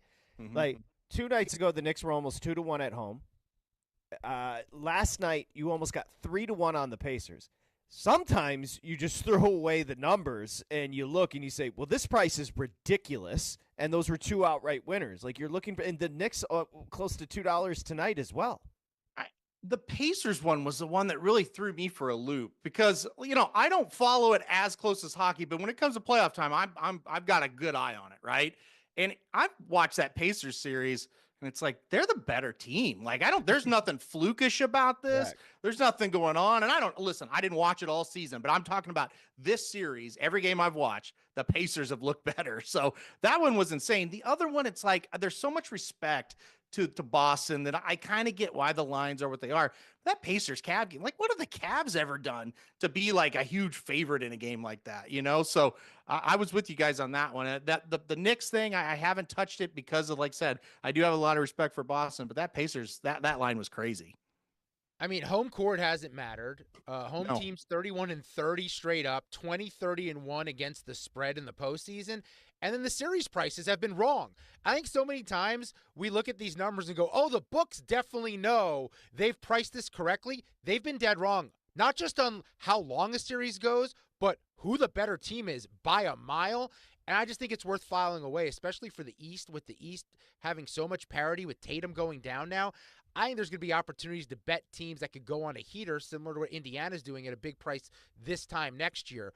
But, Aaron, as a Thunder fan, look, you've come back and won a couple games here. You're the better team. You're better than Denver. But the Nuggets now have a chance to go back home, tie this up, and force a Game 7. It'll be in OKC, but then it'll be your team, the Thunder, the best team, taking on the best player. How scared of you would you be of Jokic in a Game 7? I think that would not be a good scenario for OKC. I really, believe don't crack the door open for him to be the hero, because you know what? He almost was the hero. He almost was last night. I mean, he was so good last night. I'm like, he's an all-time great. It's not even a question. If he gets any help from anybody, they win that game. And just one person. Just one. Yeah, exactly. One guy. And I'm not even saying one guy needs to go off. I'm saying one guy needs to make a shot. A shot. Because I'm sitting there watching this and I'm like, okay, OKC's tight. They don't look anything like they've looked all season. They look exactly like they looked last year against Dallas when they got beat in the second round. And it's going to happen again. This guy's Joker's just freaking throwing overhead soccer passes and it's going in for 3. It's like, we're done. We're going to get beat. But when nobody else on the court for Denver could score, that was a difference. So again, a long way to answer your question. Don't leave that door open. Go be the better team in game 6, step on the throat and end it. Because when you get in a 1-game situation, it's almost like in hockey, when you get in a 1-game situation and the team you're up against has a great goalie, sometimes that's tough in a 1-game situation. So that's kind of how I would look at it. If it's game 7, I will be very nervous. Wait, you mean you thought Jokic was good last night when he had like 18 in the fourth, 44 total, 15 boards. He was 17 of 25 from the field, 5 of 7 from 3. And oh, by the way, he was like doing pirouettes at the 3-point line and throwing the ball up in the air, and it was literally just going in the bucket. That guy is insane. That 3 that he hit with Chet in his face, with the shot clock expiring, with no plan on offense, if they won that game, that goes down as one of the greatest shots you've ever seen. It's crazy. To point out how his teammates let him down last night, Jokic had, according to the stats, 20 potential assists. 20. He ended up with 5. God. 5. Yeah, he's insane. He's insane. You got to give Oklahoma State, like you were wondering about if the young, like that fourth quarter comeback was legit. No. Yeah. Dort hitting threes. SGA, I saw this stat floating around. I'm just going to claim that I know what it means. I don't totally understand what it means. He created 15 straight points to end the game. That is a superstar carrying a team when it matters, and he hit a massive 3 with 22 seconds to go, something like that. He was not scared of the moment. He was ready to go. It felt to me like they were struggling, and when Dort hit those, I think he hit 3 3-pointers. I don't know. I just felt like everybody on that bench, or not even on the bench, but on the court was like, look, if this guy is pulling us out right now, okay, it's time for our best player to step up, because I thought he was a little shaky talking about SGA at first in the fourth quarter. But you're right. Once they got on that roll, that it was over. But again, I still say it's easier to kind of, when you're a young team, to get on a little bit of a roll when the other team has 1 player that can score and 4 that can't even hit the rim. So it helps. It helps your confidence. No, I will say good job by you. I thought there were goals left out there, but they tightened up here in the second period with the Warriors and Timberwolves with the Maple Leafs hosting the Panthers. It's still 1-0, 14:20 to go. It's starting to get chippy there, boys, too. Let me just give you the second half number on the Knicks. Dustin, I know you got the in game, but I'll just say what a site is showing us. The Celtics laying 2.5. In the second half. Again, I do like the Knicks here. It's tied up at 59 apiece at the break. Yep, that's where we're at. Plus 114 on the Knicks money line. That's the only way I'd go. I would not go minus 145 in the Celtics. I just don't see. Look, Jaylen Brown's been tremendous. Derek White has been a stud. He's on pace for almost 40 points in this game. I just don't see that offense being able to play 4 quarters. And we have a lot of evidence to prove that they can't. They don't. They're not good at the end of games where the Knicks just find a way every single time. Jalen Brunson's going to take over. The pressure of Indiana waiting for them is going to play a role in the sense of urgency from New York here. And I just think they're going to adjust better because Missoula doesn't adjust on the other end. I totally agree. Aaron Halterman joining us. Florida on the board, 2-0. So we'll see. Aaron, you know from watching so much hockey, I know this is going to sound crazy. Sometimes that's good for the Toronto Maple Leafs. Like, now you can't be nervous anymore. You got to go. You're down 2 goals. It's the most dangerous lead in sports. I'm not saying that's, like, optimal, but now it's like, all right, guys, settle down. We're at home. Go, because they're down 2-0. They've got the players to get quick goals too, right? I mean, their top 2 lines are fantastic. They just got to get going, like you said. I think the biggest kind of my issue with this series, and if this was going to get tight, which it did, you got just a championship team in Florida. You got a team they were in the finals 2 years ago. Of course, they won the cup last year. They've just got a bunch of guys that aren't going to flinch. And then you got Toronto, who I think talent-wise can match them. but this is all kind of new stuff for them, right? And like if Toronto was playing Carolina, I think Toronto would get over the hump and make it. But it's a bad matchup, man. These Panthers, they're just so darn good in situations like this. That going on the road was not going to bother him tonight. You knew that. And then Bravosky, he's the X factor, and he's playing great. Yep. So, but you're right, they will relax. But can they actually make a dent now? It's going to be tough. I just don't want Florida to win a cup, man. I can't think of a state that deserves a cup less. They won it with Florida. They won a couple times now with Tampa. Like, make it stop. I'm open to anyone. I'm actively rooting against an American sports team. I need Edmonton to do it now. Edmonton is the only chance for Canada. I'm actually going to feel bad for them, Aaron, at this point. No, go Florida. If it's Florida, Edmonton, go Florida. Wow. No, forget that. No, listen, I love Florida. It's hard not to like them for me as a hockey fan because they just play a great style of hockey. They're in your face. They can score. They got great goaltending. The coach is just a weirdo in a good way. No, I'm rooting for Florida if it's Edmonton. I'll just say it. We call him Salty Halty. No, we call him Tara Faulty because he hates Canada. So I'm not going to sit there and root for Canada. Forget it. As a sports fan, Toronto and Edmonton would be insane. The barns would be, each game would be like bigger than the next. Yeah. You know what it tracks, though? Halterman's wearing his red shirt. I'm sure there's a red hat lying around that studio somewhere. Make hockey great again. Absolutely not. Okay, let's do this. Absolutely not. I just want to get that out there.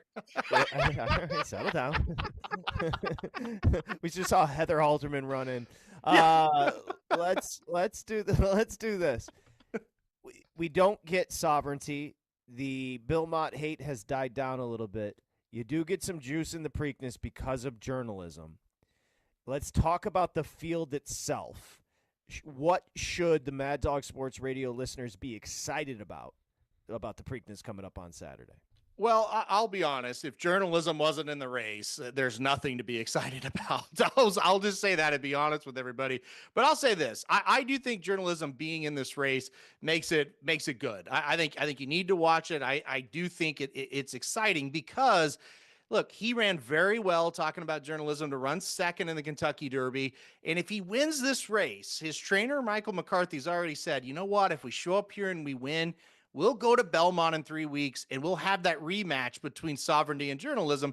And that's great. That's what we want. So I think journalism being in the race does add the intrigue, does add a lot of prestige to the race that was a little bit weak, no doubt about it.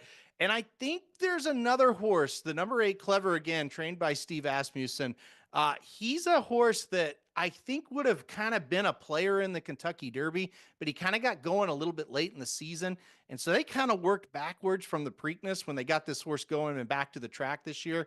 So look out for Clever Again. I think he adds a lot of intrigue to the race as well. A lot of times when we get new horses into this that didn't run in the Derby, they're not all that good. A little different this year. Clever Again's a pretty good horse. So I think there's enough in this. Last week I would have been like, oh, this is going to be bad. But now that we got the field, I don't think it's all that bad. Okay, maybe for the audience like me, explain the differences, Derby to Preakness. What makes, obviously the turnaround is hard, but the race is also different. Can you explain that? Yeah, so it's a 16th of a mile shorter, so it's a mile and 3/16. And we have a field of 9 running here instead of the 19 that ended up running in the Kentucky Derby. Usually it's 20. So it's a much more normal race. And I always say this, the Kentucky Derby is great. We love it. We wish we had it every week, right? And that kind of attention. However, it is a very different beast and a very different animal than what horse racing is every single race, every other day of the year. So you got a field of 9 here, a lot more normal conditions, like I said, shorter race, like I said. And also, with the Derby, it's just hundreds of thousands of people surrounding these horses, and they can act up. Things can be a little bit weird. This is just more of a normal day for them, and that sort of thing. And also, I want to comment on the 2 weeks turnaround. So I did some research. 15 out of the last 20 Preakness winners, they were coming back on 2 weeks rest. So I thought that was very interesting when I kind of looked that up and thought, you know what? Yes, it is a quick turnaround, but these horses that are coming out of those Churchill Downs races, whether it be the Kentucky Derby or another race on that weekend, they've ran very well in the Preakness historically. It's the race after that they've struggled in. So say they run back 2 weeks and they run well. The next time they start, you've seen the horse kind of start to struggle a little bit. So keep that in mind. Don't hold it against those horses coming back in 2 weeks. Historically, they've done pretty well in this race. Can you explain okay, so everybody gets into the Kentucky Derby, the mess with the different, obviously, splinters as far as horse racing associations with the Preakness and then on the Belmont. But just explain literally what's happening with the Preakness tracks and the Belmont tracks. Like, is Pimlico and Laurel still in the mix? Help us out there. Yeah, so it's 3 different entities, and then right now Pimlico. So here's what's going to happen, and it's going to get weird. So Pimlico is a very old track that they haven't renovated in, like, I don't know, a lot of years. Let's say 50, but it could be more. So here's what's going to happen. Pimlico is going to go under renovations, and Laurel Park, which is about 20 minutes away from Pimlico, is actually going to host the Preakness next year as Pimlico gets renovated, and then Belmont Park is under renovation right now. And so the Belmont is actually ran at Saratoga this year until Belmont's done. So it's a weird mix of stuff happening in the sport right now. But that's kind of what's happening. And then there's still that rumor that maybe the Preakness could move. We'll see what happens as far as the date goes. Once Pimlico's done, maybe they move it to like July or something like that. So we'll just keep an eye on that. Nothing official on that for now. Okay. Well, we've got our buddy Noops down in the corner ready to go, so we'll say goodbye. But remember, VSiN at the track, Aaron Halterman, Mike Somich, coming up Friday on VSiN's YouTube, youtube.com/VSiN Live. That's 11:15 on the West, 2:15 on the East. And then there's going to be a 2-hour broadcast, simulcast on Mad Dog Sports Radio and VSiN for Preakness Saturday. Do you guys have the times? I believe it's 6 to 8 Eastern. Yes, that's correct. Yeah. Okay, 6 to 8 Eastern. So it's going to be a live program right here on Mad Dog Sports Radio along with VSiN, of course. Aaron, thanks, buddy. Enjoy the hockey tonight. All right. Thanks, guys. All right, there he goes. Aaron Halterman, part of the family here, racingdudes.com as well. When we return, we'll get you updated, get you the in-game numbers, obviously just coming out of the break here in Boston with the Knicks at the Celtics tied up at 59. And we'll get to our buddy Alex Noops Christensen, FTN Fantasy, talking association as we continue. VSiN Live, Mad Dog Sports Radio.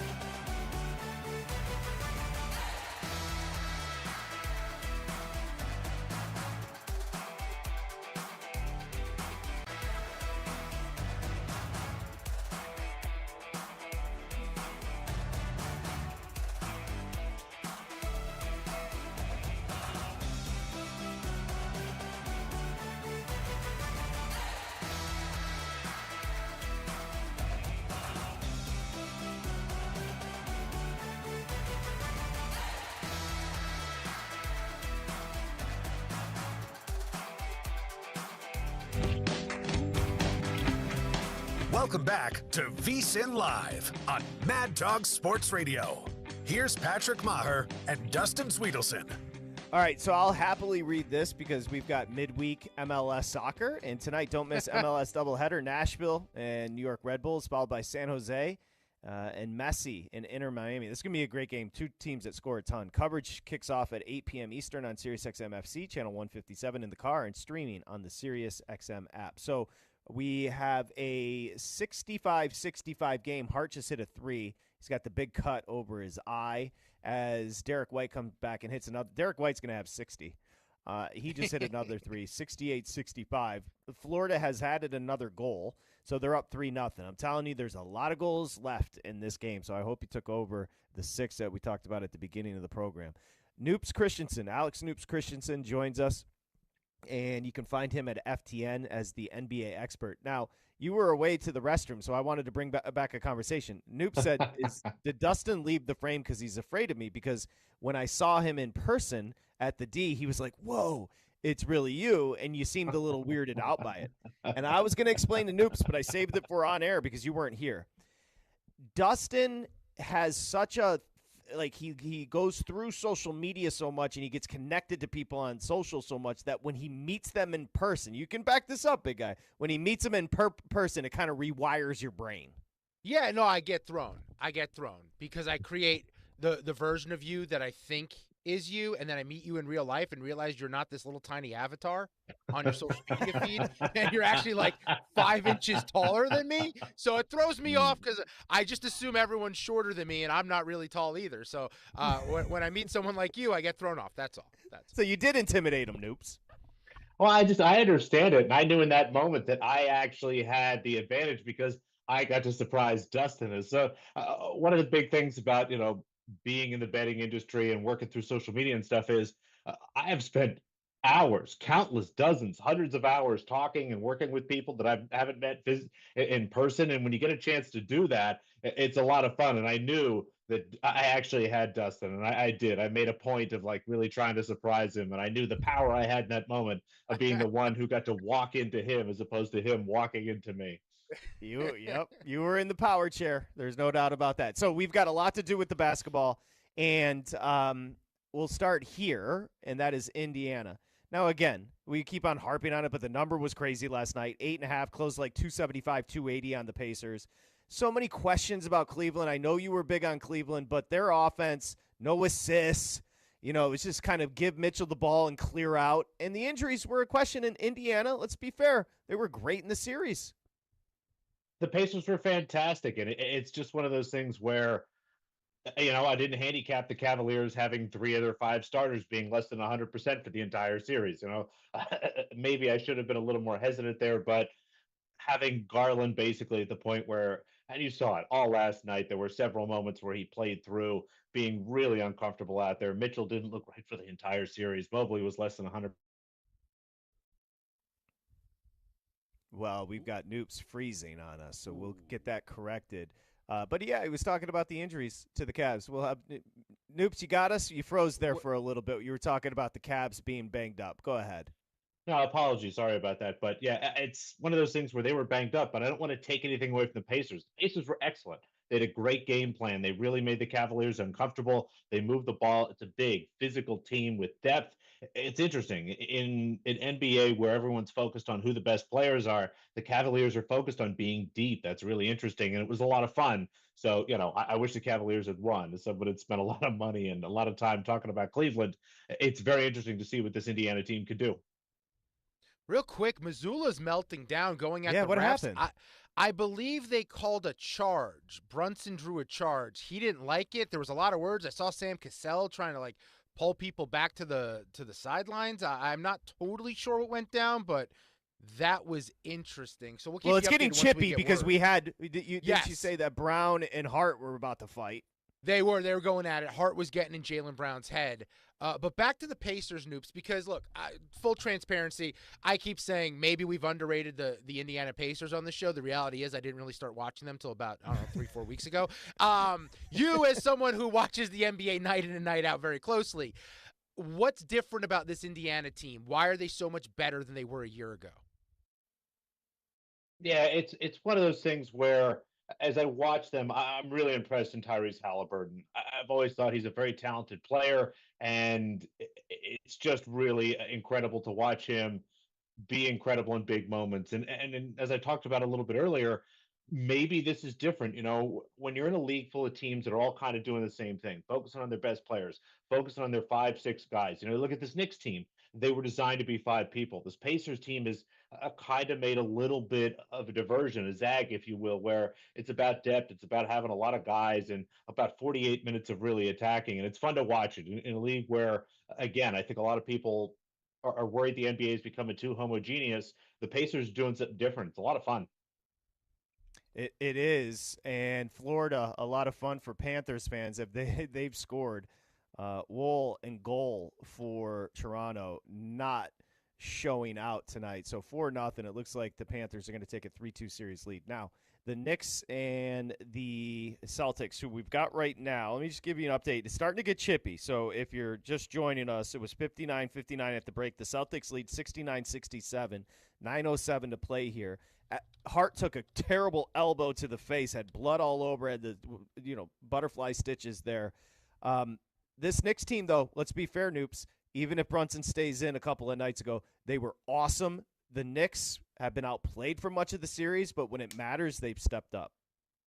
Yeah, it's one of those things where I'm not even sure I want to say the Knicks were outplayed. And as someone that came into this weekend or this series or this round really thinking we'd see Boston and Cleveland in the finals, can you really say the Knicks have been outplayed? They've been winning games, Are they, is this a rope-a-dope thing where we're watching them for 3 quarters really sort of work the New York Knicks? And then when it really comes down to it, I'm sorry, really work the Celtics. And I think it comes down to really more about Boston. I think it's going to be a long off season of looking yourself in the face and trying to figure out what has happened for 3 quarters of these first couple games. The Celtics have been great. The fourth quarter, the ball is dead. It's not going anywhere. There's no movement. It's a lot of bad shots. So I actually think the Knicks have been really solid. And when you start to be real honest about this, the fact that the Celtics have just failed at the end of these games, I don't really think you can say the Knicks have been outplayed.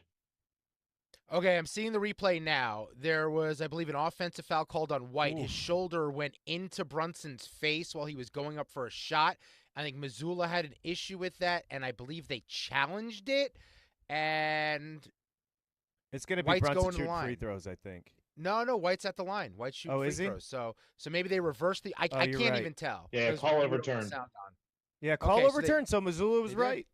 And Yeah, White Missoula was misses the right. free throw because ball don't lie. So I guess let's assume in this world, and I don't want to just say the Knicks are automatically winning this thing as a Knicks fan. I'm not jinxing it. I'm not putting that in the universe, but let's assume they do finish the job on Boston. They take on Indiana. Why is that a tough matchup for the Knicks potentially? It's a lot of the same problems we expected to have in this series, where it's a team that's a little more athletic, a little more, has a lot more depth than what the New York Knicks have. But at the end of the day, Jalen Brunson seems to be fine going against this larger group of guys. Again, Indiana, it's a lot of the same problems. Brunson has to go against a bunch of guys that are more athletic and bigger than them, but he's been doing that his entire life, let alone his entire career as a New York Knick. How is that really much different? But where I think maybe Indiana has a little more success is the big guys are more successful. When you look at Pascal Siakam, when you look at Miles Turner, I think they're going to have a lot more success than Porzingis and Cornette and Horford have had in this series. So I think it's very close. But again, it's very similar to this Boston series where Brunson it could be the best player throughout the series. It just comes down to whether or not the deeper team can really grind through the Knicks when we come in game to game. All right, talking to Alex Noops Christensen, NBA postseason, talking some betting and basketball overall. We should talk about what we saw last night with the Nuggets and Thunder. Thunder up 3-2. Our guest before you said if Jokic gets one helper, I know Murray was okay in the game, but Jokic was incredible. But that fourth quarter from the Thunder, it showed you something. I think it really did, Patrick. I think this might be one of the big moments. We always talk about young teams and how they need to go through their reps to get to the point where they could possibly win a title. And that's the history of the NBA. If you go back and look, not any single player, not even Michael Jordan, went into the league, ripped through it right at the beginning. Even Magic Johnson, he wins a title early in his career, but then has that long period where he has to work through it. I thought last night, in the history of the Oklahoma City Thunder, having to go in last year as this really talented, incredible team, loses to the Dallas Mavericks, has to learn what it means to be in the Western Conference Finals. Now, against the Nuggets, against the best player in the league, against the best player we've seen for years, being able to grind out that fourth quarter and dominate there, I think that speaks a lot to what the Thunder are capable of, and just reinforces the fact that I really do believe it's the Thunder. The Thunder are winning the championship, and last night, if anything, is really just a moment we're all going to remember on that path. How about game 6, though? Thunder laying 4.5 on the road, back in the altitude in Denver. Do you think the Nuggets can at least force a game 7 here, or would you lay it with OKC? I'm really close to laying it with the Thunder, but the problem for me comes down to the adjustments that the Nuggets have made and the fact that I think they can probably grind out one more game. If you look, the last game in the series was the most three-pointers the Nuggets attempted all year. The second most was the game before. They've really changed what they're doing offensively. They shot 45 threes, then 46 threes. I mean, this is a team that averaged less than 30 per game for this season. If they continue to put up that level of threes, especially at home, that just creates more variance. I think it's a good strategy for them. I think Oklahoma City is going to win this series. I feel really good about that. They probably win game 6. But if the Nuggets shoot 46 threes again, that's a live dog. The 4-0 Florida, they're putting it on the Maple Leafs in Toronto. Last one for you, noobs. Warriors at the T-Wolves tonight. Now, Curry was cleared, so maybe if we get another one, I don't think we will. If we get another one, maybe 50% of Curry. But the T-Wolves tonight, 9.5-ish on the number. Do you have anything in this matchup? It's a tough game to handicap. This Warriors team has tried their best, but without Stephen Curry, there's just not really much they could do. Even with him, this Timberwolves team has been great. I'm going to go back to an angle that I've been playing pretty much all postseason. Anthony Edwards changes his role when it comes to the postseason. His usage wildly increases, and that's not just because of his minutes. It's because a lot of guys in the other team sort of give up less minutes, and frankly, they don't have much of a point guard out there. You look at his potential assists per game, which it's one of my favorite things about the NBA. The actual NBA website is incredible for this. You can go check the potential assist. It's wild how much it increases for him, and at the same time, the rebounds. He just seems more locked in. You can see him on defense. He's looking for the ball. He's ready to clean the glass.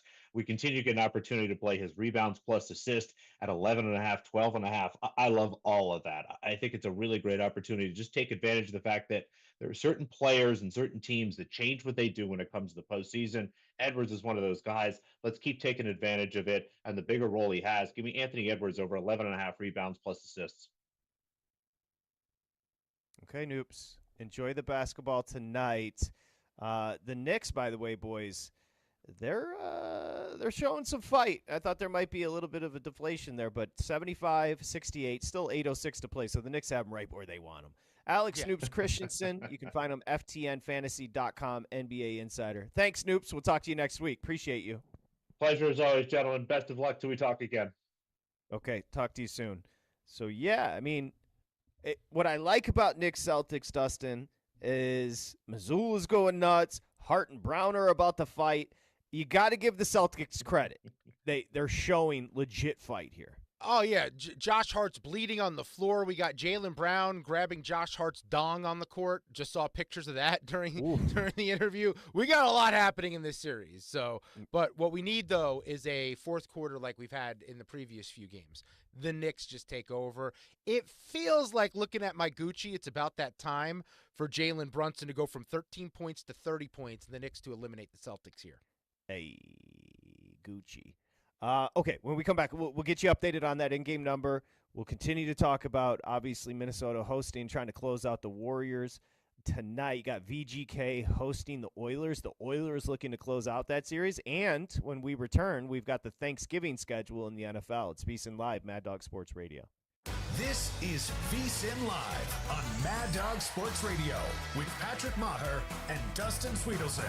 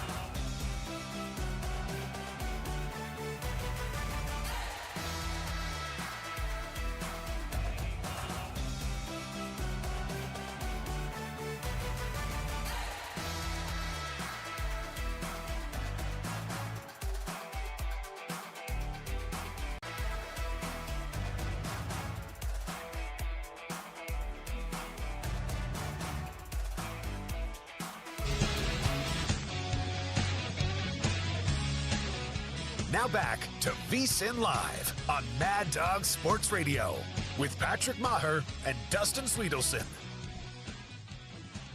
Well, Dustin, you said the Knicks are melting down, and they are down 13. First off, we have to give credit to Boston. Boston's playing awesome. There's a spirited effort by them, and here's a 3 from Boston. I didn't see who took it, and that is off. So we shall see, but it's a 13-point game with 6:23 to play. A lot of time for the Knicks to come back here. Oh, yeah. Luke Cornett, though, 4 blocks off the bench for the Celtics. Who's going to step up? Not Porzingis, 1 point in 12 minutes.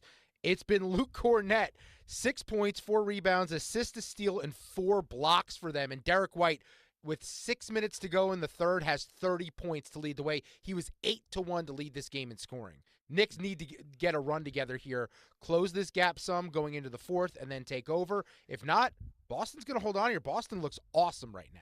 Yeah, Boston, this is, you hate to say it, with Jason in a hospital bed, but yeah, it's not great. the best we've seen from Boston? The most fight we've seen from them. Also not forcing threes. They're taking twos. They're actually going to the rack. They're running an offense. How about that? Respect the game, and the game will respect you. Yeah. 888 Mad Dog 6, 888-623-3646. A lot of juice in Dallas after they secured, and no controversy, after they secured the number 1 overall pick. Oh. And we'll go here, VSiN Live, on the calls to Dallas and say hi to Zach. Hi, Zach. Yeah, how's it going? Good. It's crazy they pick. You think they're going to pick Cooper Flag? I think so. Yeah, I think there's a good chance. 100% chance they're going to take Cooper Flag. So what's the chance that Dallas got that 1.8% pick? You know, I'm in Dallas. I'm a San Antonio Spurs fan, but that's crazy to me. I don't understand why they – I don't know. There's a little controversy on that, or a conspiracy, I guess I would say. What do you all think about that? Yeah, no, you nailed it. A lot of people are up in arms. You said, what's the chance of getting a 1.8? 1.8. That is exactly what it is. But no, you're right, Zach. I mean, a lot of people are bitching about it, and conspiracy theorists are out. I have tried to avoid it because I don't know what it does for us to get involved until, I mean, it's a mucky place. They've got to fix it. There's no way around it unless they like the controversy. Maybe the NBA's sitting there. One thing we do know is that the teams that have been tanking have not been rewarded. 16-3 run, by the way, real quick for the Celtics. They're now up 14. 16-3 run over about 7.5. On the conspiracy thing, here's why you should embrace the conspiracy theory, because it's more fun than reality. Why just say, oh, it happened to go that way? Conspiracies are way more fun. Trying to come up with answers for problems that don't exist, where it can just be a lucky draw of the ping pong balls for the Dallas Mavericks here. That's not fun. What's fun is creating a narrative where it seems that there's an underworld happening around us that we're all just pawns in. Okay. Yep. They call that the big state or Uncle Deep State. Deep State or Big Brother. Yeah, like whatever, Big Brother, Deep State. It not doesn't Uncle matter. Charlie. That's a curveball. You know, I think there are some questions though. Like the Giannis piece looms. That's what I would say. If you're Dallas, the piece continues to loom as far as who's gonna make that play for Giannis. I guess that would be fascinating if. Look, San Antonio's a team in the mix for Giannis. Houston's a team in the mix for Giannis. Brooklyn with all their picks, potential destination, but I don't know why he'd go there. I don't see them being able to give him the help he needs. Houston, San Antonio, those are the top 2. Oklahoma City, if they don't win the title this year, I mean, those are the 3 that make the most sense.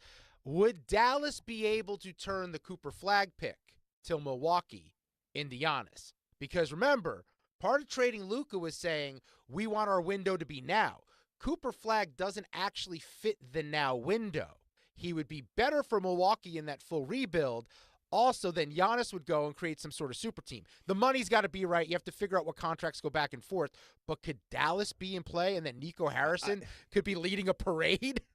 To answer your question, yes. Because if you're Milwaukee, and I think there is an amicability between Milwaukee and Giannis, where Giannis he holds all the cards. Like if he wants to go, Milwaukee's not going to get in his way out of respect. If he wants to stay, they're going to be thrilled that he wants to stay, but they've got a banged-up cap. They don't have picks, and it's going to be a long toe. But Giannis is Milwaukee.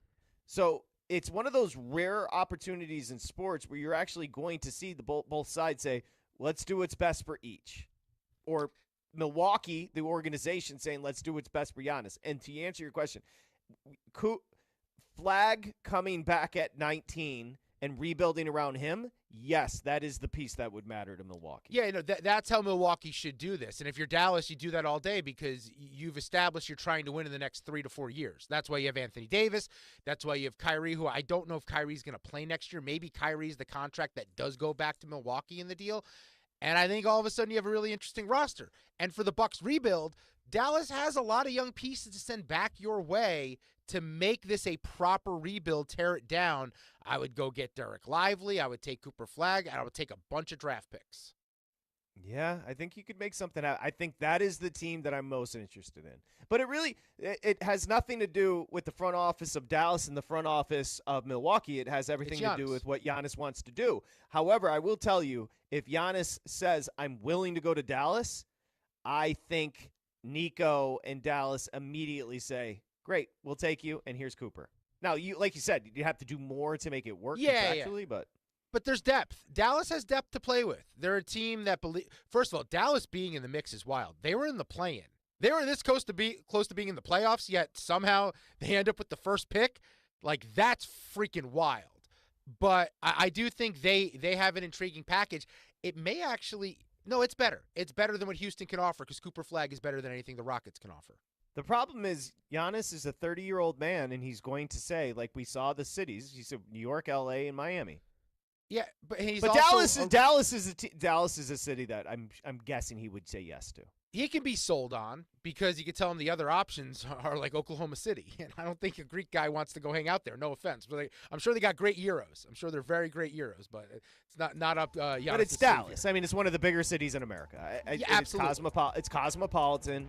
I don't think he'd say no to it. That's my Top assumption. 5 market. Yeah, we shall see. All right, so it's, let's see, 86-74, 12-point game in Boston with Boston leading. Todd Furman, great job as far as a betting insider. He's going to join us. It's VSiN Live, Mad Dog Sports Covering Radio. the spread all night long. This is VSiN Live on Mad Dog Sports Radio.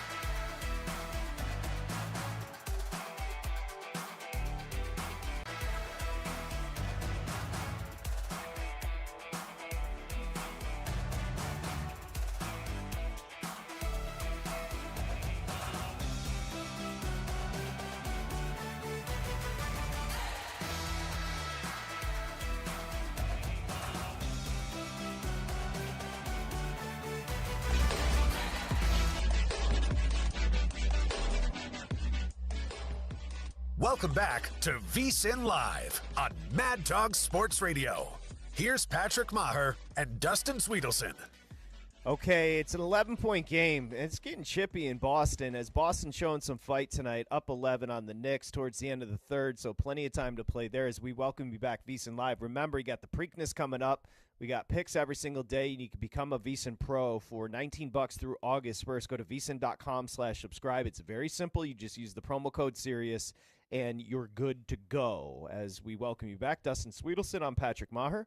We're going to be joined by our buddy Todd Furman, Bet the Board podcast, CBS Sports and TSN betting analyst at Todd Furman on Twitter. And I know Todd is a big hockey guy, so let me get you updated, and we'll start there with Todd as we say hello. We'll start you here, Mr. Furman. Nice to speak with you. The Panthers, absolutely all over the Maple Leafs. My guess is it's not that fun in that barn up in Toronto as they've been tight for like 60 years, and the Panthers up 4-0 at the second intermission. It's never a great sign, Patrick, when you're getting booed at the end of the second period in your own building after the last time you played in front of your home fans.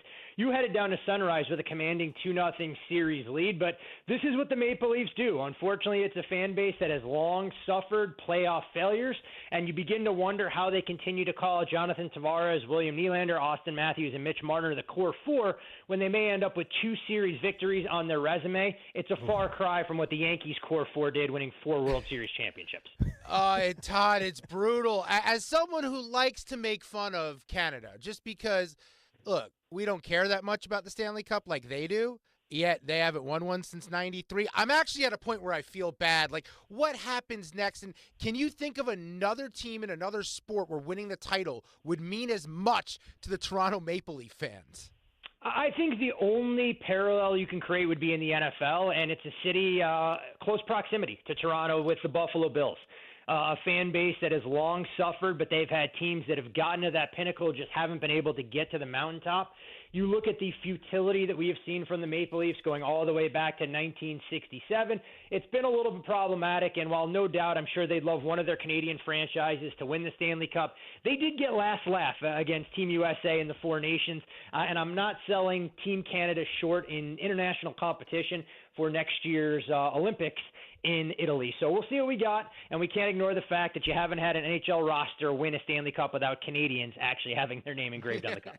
Well before gambling Twitter existed, Todd Furman was grinding in the betting space, and he joins us. There's a rumor, Todd, that you were going to be at the barn there, T-Mobile, for VGK hosting Edmonton tonight. Not sure if you're going.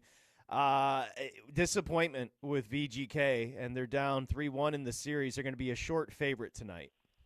Well, I mean, when Dustin extended the opportunity to come on and talk puck with you guys, I figured it was a better opportunity than exposing myself to what I've seen at T-Mobile for a lot of this postseason, especially games 1 and game 2, where Edmonton came away with both those victories. So I will not be in attendance tonight, but if the series gets pushed to game 7, I'll have to make sure that I have boots on the ground for that game. Although, gentlemen, I'm not all that optimistic. When I look at the dynamics that we've seen in the series, I think Edmonton is extremely live tonight. And if you shop around, even money or better, widely available, this is an Oilers team right now that even without Connor McDavid and Leon Draisaitl on the ice, they've outscored their postseason opposition at 5-on-5, which is something they haven't been able to do over the last couple of postseasons. We got the best of Stuart Skinner in Game 4, shutting out the Golden Knights. And you look at what Skinner did last year when Edmonton came up just short in Game 7 against the Panthers. The deeper you got into a postseason series, Skinner raised his level of play. The Knights will go in without their captain and Mark Stone tonight. And unless you get a Herculean effort or a couple of the role players to raise their level, I think it's curtains for the Golden Knights, and the Oilers will move on to the Western Conference Finals.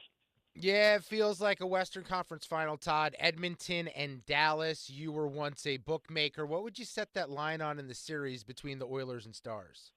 So for me, I have these teams narrowly separated, and I think the biggest question is figuring out exactly how I want to grade out Miro Heiskanen, who returned to action for the Dallas Stars on the blue line, making his postseason debut last night against Winnipeg. If Heiskanen's 100% and we see a little bit more out of Jason Robertson, I make Dallas a very short favorite just because they have home ice. I've been a little bit more bullish myself on the Oilers coming into this postseason. And, gentlemen, that was a prediction that didn't look to be going all that well when they were staring down the barrel of a 3-0 series deficit until an ill-timed challenge for Coach Hiller and the LA Kings. And since that point, Edmonton has really found their sea legs. So I make Dallas a short favorite. I haven't been overly impressed with the Stars, even in dispatching the Avalanche as a pretty heavy underdog in that series. And so far through 4 games, I think Dallas gets the edge in 2 of the 4 games they've played against the Jets. But a bounce here, a bounce there, better performances from Connor Hellebuck, and we'd be talking about that series knotted up at 2 apiece, headed to Manitoba for a pivotal Game 5. Instead, it's Dallas with an opportunity to close things out. Our buddy Todd Furman joining us here, VSiN Live, Mad Dog Sports Radio again. Boston show and fight, up 91-76. So, again, we could force another game. No Tatum. We know the storyline here. Your take on this series moving forward? Obviously, Boston was favored tonight. Felt like it was disrespectful to the Knicks in a way, but the Knicks really haven't shown up in the second half. Moving forward, what do you do with this series if the Celtics hold on? I think you'll see a Game 6 number at Madison Square Garden, assuming the Celtics hold on. And as you guys know, that's been a bridge sometimes too far to go. The Knicks may have the Celtics exactly where they want them, chasing a 15-point deficit deep into the third quarter here. But you look at Boston, and we've seen where those numbers close for the 2 games at MSG, with them anywhere from a 5-point favorite upwards of 6. So I think we'll see a pick'em or thereabouts, maybe the Knicks actually moving to a short favorite.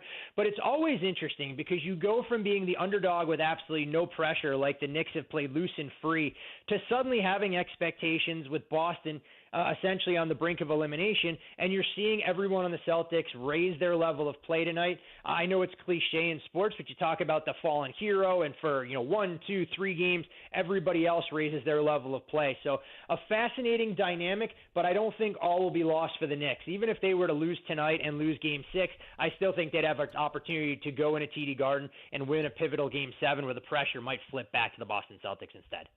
Yeah, as a Knicks fan, Todd, I love to hear that. And Patrick and I were just kind of throwing out, what would it look like? Pacers, Knicks in the next round, should things go that way? And it does feel like we're going to get that. And honestly, Todd, we couldn't figure out who was going to be the favorite. We figured about 130, 120. But how would you price that series if it ends up being Pacers-Knicks in the Eastern Conference Finals? I think you're going to see the Knicks a short favorite there, just given home court, but I wouldn't be surprised at all if the Pacers immediately took money in that kind of series. We look at the way Indiana has played down the stretch. I mean, this team has quietly, gone about their business, getting Tyrese Halliburton to really embrace that disrespect card that we've seen from the league, and who knew the Pacers would play that much better when Halliburton's dad was banned for a lot of these playoff games. So credit to Giannis Antetokounmpo and getting the Indiana Pacers to play with that chip on their shoulder.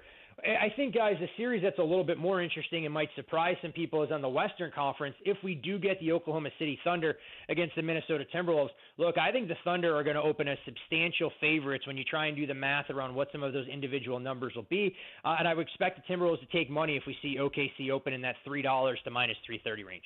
And speaking of Minnesota, Todd Furman joining us tonight. They look to close out Golden State. Obviously no Steph, though, is practicing a little bit should they force it.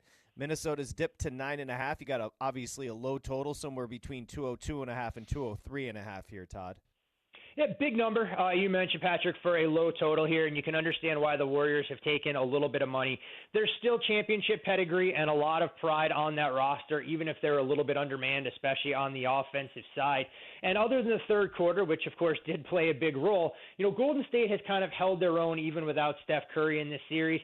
Minnesota, a team that if you guys know what we're going to get from them from beyond the arc on a night-in, night-out basis, it makes both of you gentlemen significantly smarter and better handicappers than me. But would it shock anybody if Minnesota kind of messed around early in this game, allowed Golden State to hang around? Not invested myself, but it would be underdog or pass, and I can understand why you're seeing a little bit of money and an appetite for the Warriors with that 10, 10.5 all kind of disappearing from the market, and a prominent national book now dipping as low as 9 with the late-night tip-off.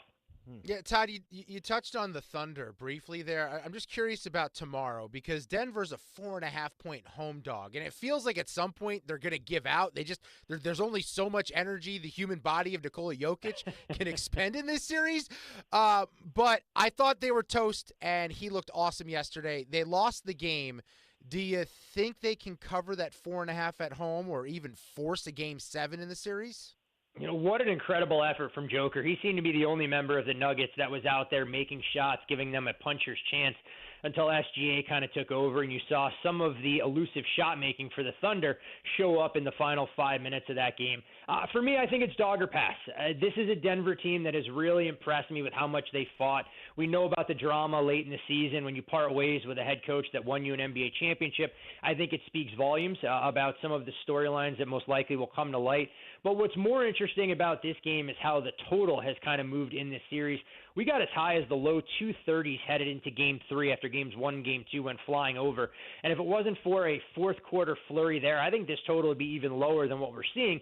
And immediately it got bet down from 219.5 to 216.5.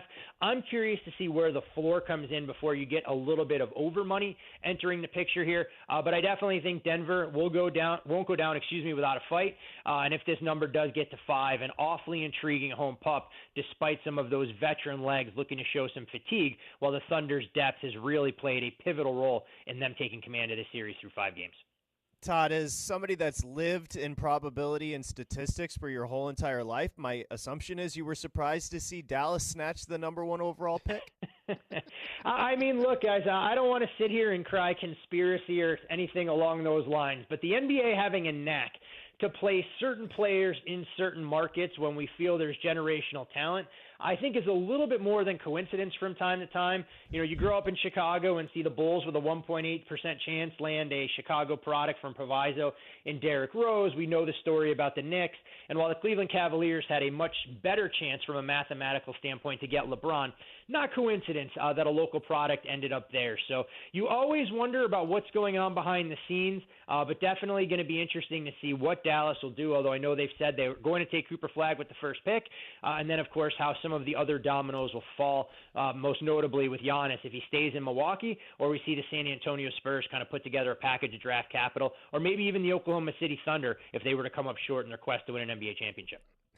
Nico knew. Nico Harrison knew all along, Todd. This was always part of his plan. He was playing the long game, and his long game is to win a championship in the near future. Sometimes you have to know the way the cards are going to fall. And, if the NBA is a league that, every now and again there's a backdoor deal that takes place. So maybe this was part of the Luka trade that Dallas would find a way to work into the draft lottery. And credit to Mavericks for really playing the part, making sure they dropped that play-in game. Otherwise, they would have been removed completely from the draft lottery and the opportunity to take Cooper Flagg number 1 overall. I just want to ask, this is a personal question before we say goodbye. And I mentioned, Todd, while you may be young, you've been in the space forever, television, behind the book, podcasts, radio. With the proliferation of legalization of sports betting, let's just say the past 5 years, what changes have you liked in the space, and what changes or change have you not liked in the space? Such a loaded question and something that I could ramble on incessantly for hours. I think the one thing I like is how much more creative a lot of these sports books are getting with some of their betting offerings. And while I'm not going to sit here and clamor for more same-game parlays, we know the predatory hold that exists in that particular market. Just seeing the advent of the various props, series spreads weren't widely available, game of the year numbers, and the ability to bet into these markets a little bit earlier. And you know what, gentlemen, because I'm a glass half full, we'll have to save the negatives around the space, which will keep me going for hours, for one of our next discussions, because I don't want to piss in anyone's cornflakes here on this Wednesday night. Nah, that's fair. That's fair. Diplomatic, as always, Todd Furman. Bet the Board podcast, CBS Sports, of course, TSN betting analyst at Todd Furman on Twitter. Enjoy the hockey. Thanks for the spot. Appreciate you. Always a pleasure, gents. Okay, thank you. There goes Todd Furman. Yeah, but diplomatic. You like to see it. I'm sure he could say plenty of negative, but he won't go there. So we tried to bait him, and he doesn't take it. Speaking of baiting, there was a lot of scrappiness early and continuing in this Knicks-Celtics game, and it looks like we are going back to MSG. It is a 22-point game. So you live by the sword, you die by the sword. We handed out the money line. We've been hitting, and we fall. I'm still fine with the bet, but it is going to be a Celtics win most likely and force a Game 6. You're sure you want to wave the white flag here? Yeah, I mean, it looks ugly. Good. It does look ugly, and I think because the pressure isn't on the Knicks and they have a little bit of wiggle room, I think you are actually right here. Disappointed, but look, credit Boston. They're hitting threes. They're getting agree. performances from guys that they don't normally get to play that much. Cornette has been awesome off the bench for them. You just tip your hat when someone's the better team in this spot, but I think this is really hard for them to duplicate this performance, especially on the road with the variance of the three ball, without the hype coming off the Tatum injury, the win one for the Gipper attitude. I don't see it playing that way at MSG, so at least Madison Square will get to see the Knicks clinch a game and move on to the Eastern Conference Finals next. Okay, I'll say this. Controversial statement incoming. And this is not to denigrate Jason Tatum, but the scrappiest performance we've seen from the Celtics all postseason is tonight. Well, it's okay. It's one of those deals where you don't find out what everyone else is made of until he's gone. And then you realize there's some other really good players on this team that can do more given opportunity. And then you have to wonder, if you're the Celtics, are we wasting Derek White? Could Derek White be a 2? Not a 1, but a 2? He's right now the 3 on this team, but you have to wonder if maybe you're not creating enough opportunities for a guy like that who can carry you in a playoff game where he's 7 of 13 for 3 with 32 points with about 10 minutes to go in the contest. I think there's something to be said for other guys just getting opportunity, and that could go for the whole league. I think that's actually a really good point. The idea of not having to stand around and watch and defer to Tatum leaves you with White with 32, Brown with 22, Horford with 12, Holiday with 9, Pritchard off the bench with 9, Cornette off the bench with 9, Hauser off the bench with 6. Like, it is a balanced attack tonight from Boston. Yeah, I just think that's the whole NBA, is there's a lot of guys who could be getting theirs, but they're on a team with 2 or 3 guys that just need to be getting theirs because they're better. But if they had the right opportunity and the right fit, they could put up numbers, and we're seeing that tonight from Boston. I just don't think it's sustainable. I think the energy, it's similar to when a coach gets fired. And as bettors, we like to bet on the team their next game after the coach gets fired. It's the same adrenaline running through the Celtics right now. They lost Tatum. They lost their number 1 guy. They have adrenaline going. That fades after this game and won't be back again for MSG in Game 6. All right, there you have it. A couple of things. We got nothing but runway the rest of the program for the next 41 minutes. So if you want to jump in, 888-MAD-DOG-6, 888-623-3646. Would love to talk to you. We do have are you a little surprised? But Draymond did get fined for questioning officials. I don't know if you saw, it's maybe a little surprised that Golden State is taking money as we get closer to game time in Minnesota, down to 9. Okay. But real quick on Draymond, he got fined a pretty hefty amount for essentially talking about the point spread in the refs. Yeah, he just can't get out of his own way at this point. I'm over the Draymond Green thing. It's like, the more attention we give him, the more he does. I just think he craves the attention at this point. On Golden State getting money, the reason why I was hesitant to bet that game and lay it with Minnesota is I think there is an element where we're talking about adrenaline and motivation. For Golden State, the motivation is win this one and Steph comes back. And if Steph comes back, anything can happen. But in order to do that, Jimmy Butler's got to shoot the ball more than 9 times.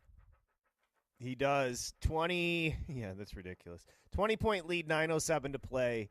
The Celtics are up, so we'll keep you updated there. 888-MAD-DOG-6, 888-623-3646. So we'll return with your calls and continue with the NFL release, which has officially been released, but got released all week, really.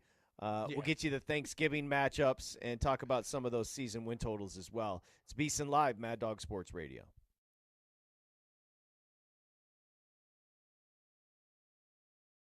With Patrick Meagher and Dustin Swedelson.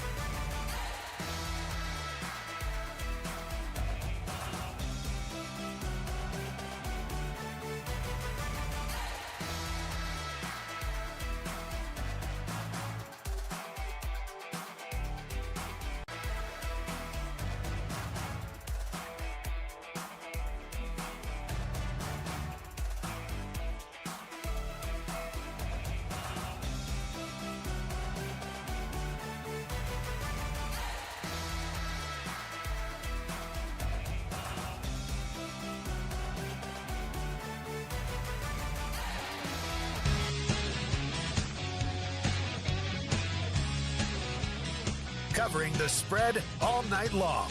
This is VSiN Live on Mad Dog Sports Radio. Here's Patrick Meagher and Dustin Swedelson. Okay, VSiN Live, Mad Dog Sports Radio. So, Dusty, it's not good when the big guy's turning off his team, but it might be the time to do so. As the Boston Celtics, this is it's not a great look for your Knicks, as down Tatum, an opportunity to go win it and just seal it, and they're down 104-83, 8:07 to play in the fourth. Well, here's the problem I have is with 7:30 to go, I would really like them to pull the starters and rest up and be 100%, make sure no one gets injured before Game 6. But Tom Thibodeau won't do that. He will fight till the very end. He will be the band on the Titanic playing as it's sinking. That's just what he does, and that has me a little bit nervous in this situation. You can't have it both ways. We were jocking Tibbs not too long ago, and now we're going to kill him. I'm not killing him, but I'm just saying – if one of these guys pulls a hammy in the final few minutes here, that's on him, and that puts Game 6 up in the air. That'd be It's not great when one of the TVs, I take the Knicks off and put up MLS on a Wednesday during the playoffs. Well, I mean, what are you going to do, put up a 4-0 hockey game where the Maple Leafs don't show? No, 5-0. 5-0. We might need to do more on, teams that can't get over the hump. Is there anyone bigger than Toronto right now? I know there's others over the course of history, but the Maple Leafs every year, they are the biggest tease in sports. The Maple Leafs, well, maybe our next caller's team, the Jets, our buddy Hayden in D.C., or is he calling from Saudi Arabia? That is the question. Hi, Hayden. Well, it's funny you say when Trump was describing, that businessman, that very successful businessman, and that taking the shot, I thought he was describing the big fella the other day. But, I wish. Maybe – Hayden, I tried. My insurance denied me. They told me I'm too healthy. You got to go, I think, to London where the guy went, and get the shot. That's what you got to do. And by the way, is there any way we can ensure that the big fella puts some money on the Celtics to win Game 6 or 7 as a Knicks fan? You're looking for a little jinx from the big guy? Well, he's the ultimate mush, as a Maryland fan can tell you. So as a Knicks fan, I don't want my season going down with the big fella, riding the Knicks out in Game 6 and 7. Do a reverse. Take the Celtics. You want to go reverse jinx on it there, Dustin? Well, as a Knicks fan, I will play the game. I do have the Knicks 13-1 and 28-1 to win the title. So, yeah, it might be worth betting the Celtics just to ensure we're okay. By the way, to win the title, you can get a good number on the Celtics. I could just do that as well. But, I mean, it all feels irrelevant because I am starting to come around. If Oklahoma City does move past Denver, they are inevitable, but they still have to move past Denver. Oh, you'll love my next question then. You think that there should be a Pulitzer given to Schefter for his wonderful scoopage of getting the schedule out to us these last few days, or where do you lean on that? I haven't heard your thoughts. Was someone listening last Friday? Was someone listening? I don't know. I'm just curious what your thoughts are on these NFL. Big-time investigative journalists that are, Yeah, he had a great take on Friday. You can go listen. But the show's not up on YouTube for some reason.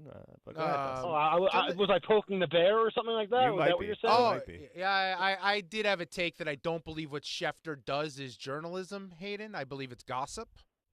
I actually agree with you.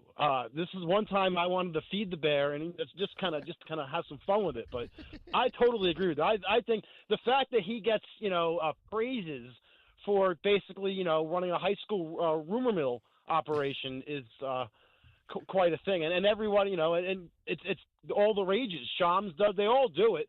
They pay off the agents, and you become a wonderful journalist. And you mean league partner ESPN isn't handing Adam Schefter this information of when the games are scheduled on their networks?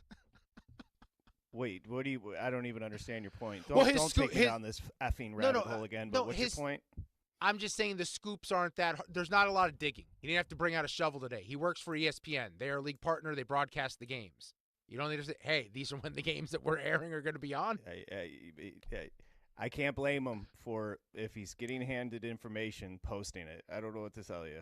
I'm not holding it against him. I'm just pointing out how it's made, how the sausage is made. That's all. Yep, absolutely. All right, so let's see. We now I can't. 106.85. I'll just say this about the Knicks. They take a hit here. You do. Because if you compare what the Pacers did yesterday, it's exact same setup. A banged up team, right? And you go there and you just make a statement. But it's actually easier than what the Pacers dealt with because Mitchell played, and Mitchell was great up until the fourth quarter of that game. Tatum didn't play a second. And Porzingis has played, 12 minutes, giving them 1 point and 1 rebound. So for the Knicks, who have been characterized as having that killer's mentality for stepping up in clutch moments, this goes against all that narrative right now. Because if they truly had that, they would have taken care of business and guaranteed that Indiana doesn't have an edge in rest when they face them in the next round. Instead, now you have to question Boston. Are they finding something without Tatum? I don't think they are, but the question's at least out there. Yeah, you mentioned Mitchell. That's kind of an under – I don't know if his shooting percentage was great last night, but he wasn't good in that game. He was incredible. Indiana knew they could just close on him. They had 2 assists in the game. So it was essentially Mitchell on a banged-up ankle, just willing. He and Halliburton were the stories coming out of that game. But Mitchell, I'm sure maybe you saw it, Mitchell after the game, he went out and just still in his uniform, just sat there in an empty arena, which shows, at least you got a guy that freaking cares. Yeah. You can't say the same about the rest of that Cleveland team. Listless. Max Strus and Garland, okay, he's banged up, but you got to give me something. The only one that was out there was Mitchell. Did you see the Strus thing?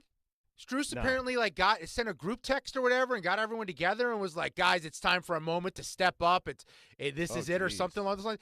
Homeboy went 0 of 9 from the field, 0 of 6 from 3, and he had 0 points on the day. Maybe he was texting the Pacers. He should have included his own number to receive that text. Apparently, he missed out on the motivation. He was like, hey, Indiana, Tyrese, we're going to step up tonight, 0 for 9. There you have it.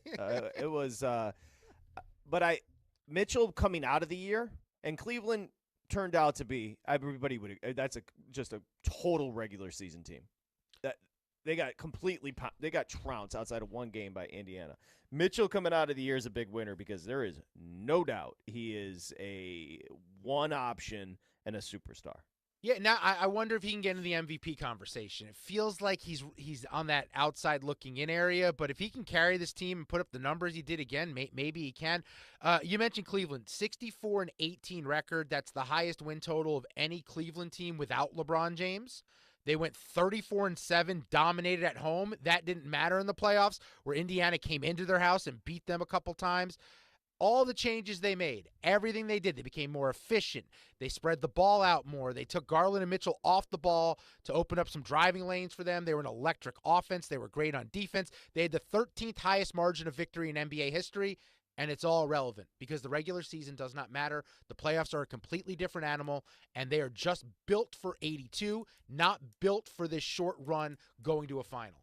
Yeah, no, absolutely. And Atkinson, coach of the year. They've got Mobley, defensive player of the year.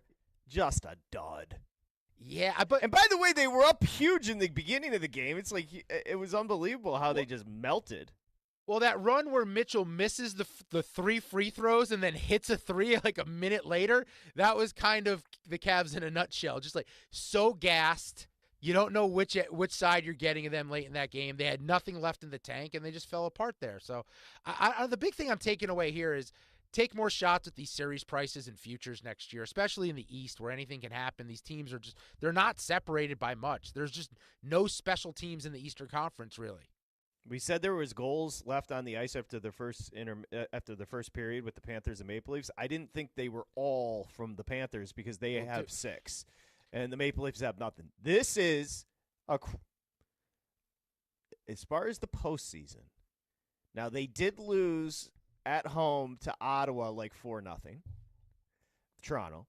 This is by far and away the worst loss in the NHL postseason.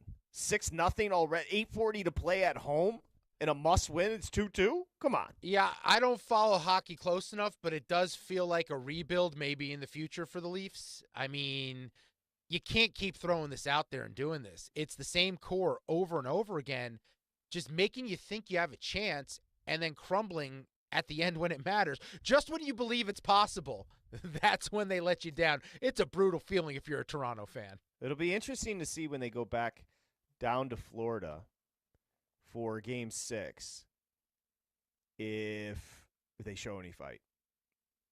Because, maybe they play better outside of their barn. That's the only thing I could think. By the way, Jalen Brunson fouled out. That's good for you. No, I know he gets the rest, but that was the only way he was coming out of the game. Yeah. And then we should probably discuss last night because, let's be honest, last night you could have your argument against Oklahoma City, and then you could have an argument for Oklahoma City, but then you have to also have a separate conversation about Jokic. It's one of the great performances. I don't even know how to explain it. It's one of the great performances I've ever seen. But also, like, that run Oklahoma City went on was insane in the fourth. I'm glad you said that because while I was watching it last night, I thought I was crazy because I was having thoughts of I'm watching Michael Jordan. I am watching someone just carry an entire organization. That the shot over Holmgren's an all-timer. Even though they lost the game, it's an all-timer. It'll go down as like the Andy Chavez catch or the Carlton Fisk home run where he's waving it, in fair territory. It's a losing effort, but in the end, it was one of the greatest moments I've ever seen. How about this? Fourth quarter other than Jokic for Denver. They went 1 of 15, 0 of 10 from 3. Michael Porter Jr. is a useless basketball player. You package him, if you can get just any sort of roster depth for Michael Porter Jr., you do it. I don't know if anyone's taking that contract. You get rid of that guy. Jamal Murray, who's had some clutch moments, 1 of 6 from the field, 0 for 3 from 3 in the fourth quarter, and the one bucket he got was an uncontested 2.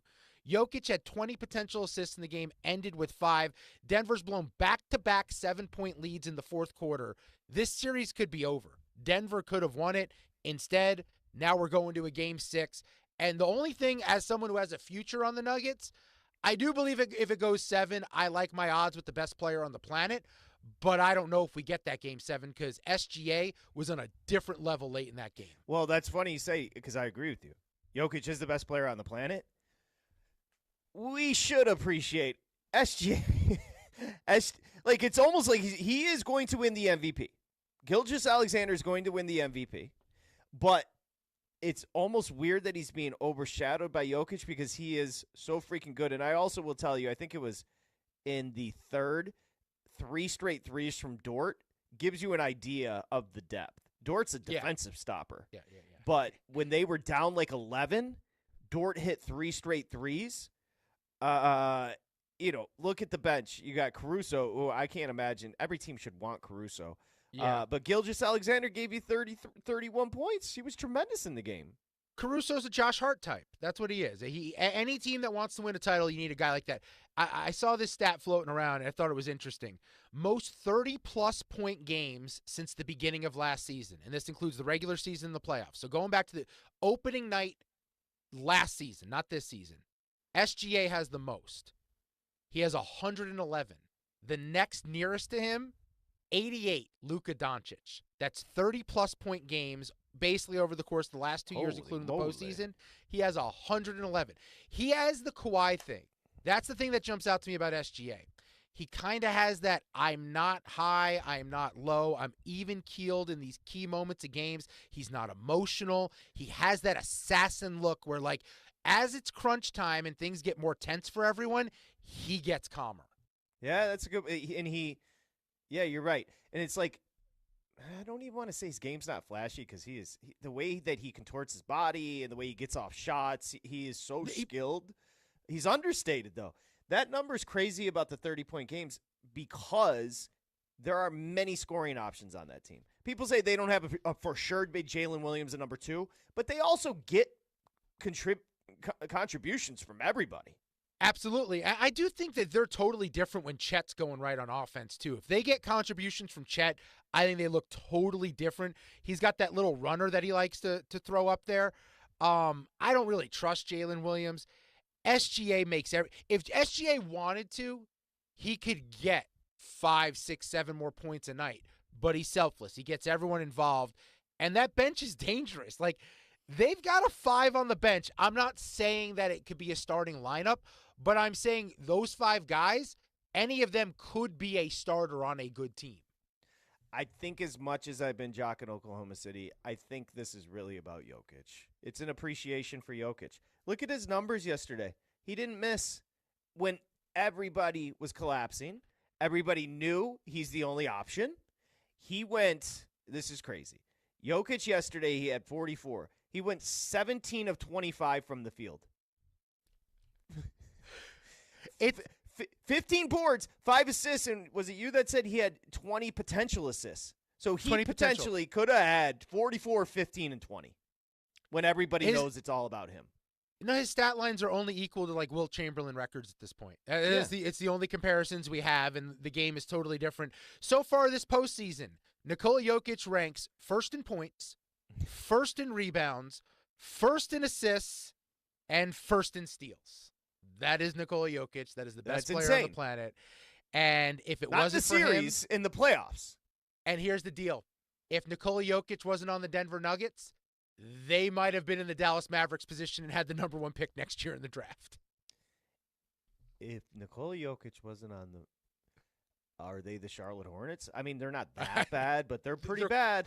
They're close. And you know what annoys me about that? Is people say, well, he's a stat pattern. Look at the usage. Look at how often the ball's in his hands. What? Cool. If you're Dagnall in Oklahoma City, every meeting with a bunch of highly paid assistants is, how do we stop this guy? Yeah. What do we throw out there defensively just to get the ball out of his hands? They're letting Michael Porter Jr. shoot whatever he wants. They're giving Aaron Gordon. Now, Aaron Gordon's been pretty good this postseason, so I want to crap on him. But Christian Braun, they're daring him every time he touches the ball. It's like, go ahead, shoot. Christian Brown. Sorry, I called him Braun. Brown. That's all right. Every chance they're trying to let the others on the Nuggets beat them, and they can't. They just can't. These guys can't knock down shots.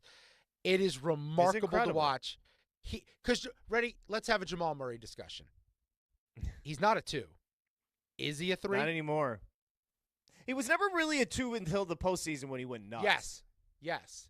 I hate it because I like his game. And when he's on, he's super fun to watch. He is so inconsistent. I don't know what to make of that guy. Because they lack depth and because Jokic can carry them and you don't know what you're getting from Murray, he's a guy I shop in the offseason because if I could turn him into 2 average players, that gets me closer to a title than where I'm at right now. But your point's well taken. I don't know what you can get for him. He's been so banged up. He's older now. Yeah. Celtics, a minute to play. They're up 26, 125-99. I hate to harp on it. The Knicks take a hit here. Okay. Go home, Game 6, and close them out. This is still going to linger for me as a guy that's been obsessed with this team. This will linger. Indiana did it. You didn't. Yeah, it's not a good look, and it also sets things on the wrong course for the next series. That's the biggest thing for me is I don't like the Pacers having the rest advantage. So what's it, Wednesday? They'll play Friday, though. As someone who does this show with you, I'm happy the Knicks are losing this because had they not, we may not have a game on Friday.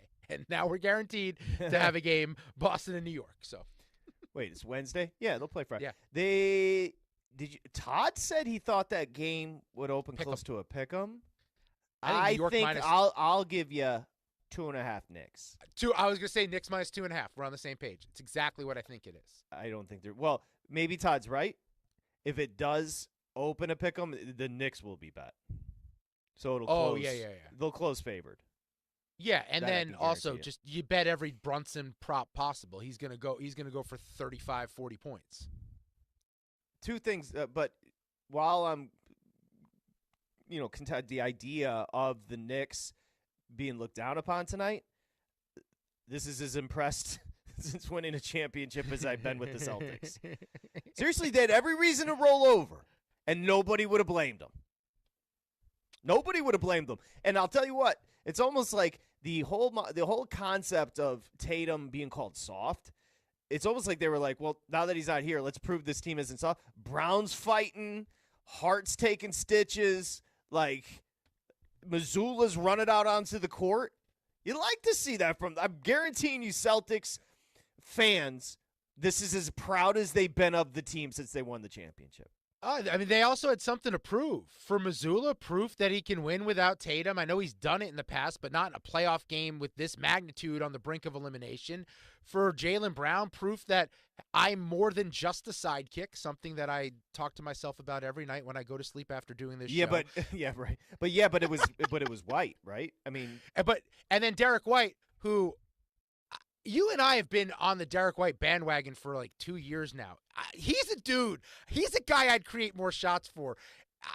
I don't know where Boston stands with him at 30 years old with Tatum missing next year. If they think, hey, White and Brown, we can contend next year if we build the roster up around them.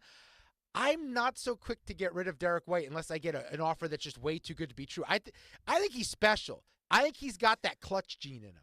I'd have to find out what their plan is because with the new ownership group, I don't know what the Celtics plan to do. So I think it's a good question. All right, when we come back, let's continue with the schedule release, the NFL. We'll get you to the Thanksgiving games we keep promising, and we'll close tabs. It's VSiN Live, Mad Dog Sports Radio. This is VSiN Live on Mad Dog Sports Radio with Patrick Meagher and Dustin Swedelson.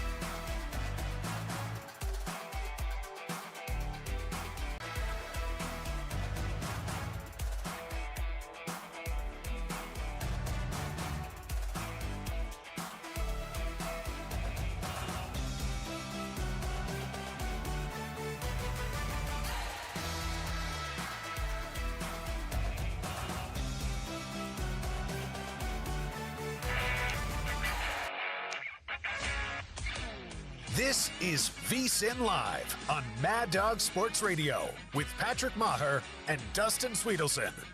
Okay, VSiN Live, Mad Dog Sports Radio, just playing out the string in Toronto. Good job, good effort. The Panthers lead 6-0, 3:34 to play in the third period there. Interesting note from VSiN NHL analyst Jonathan Davis, also SiriusXM NHL radio host at West Coast Hockey on Twitter. If you bet $100 on a parlay on the 4 Panthers players who scored their first goal tonight, I'm not going to give their names because I can't read Russian. The payout was over $2 million. Right, because they were all defensemen. Yeah.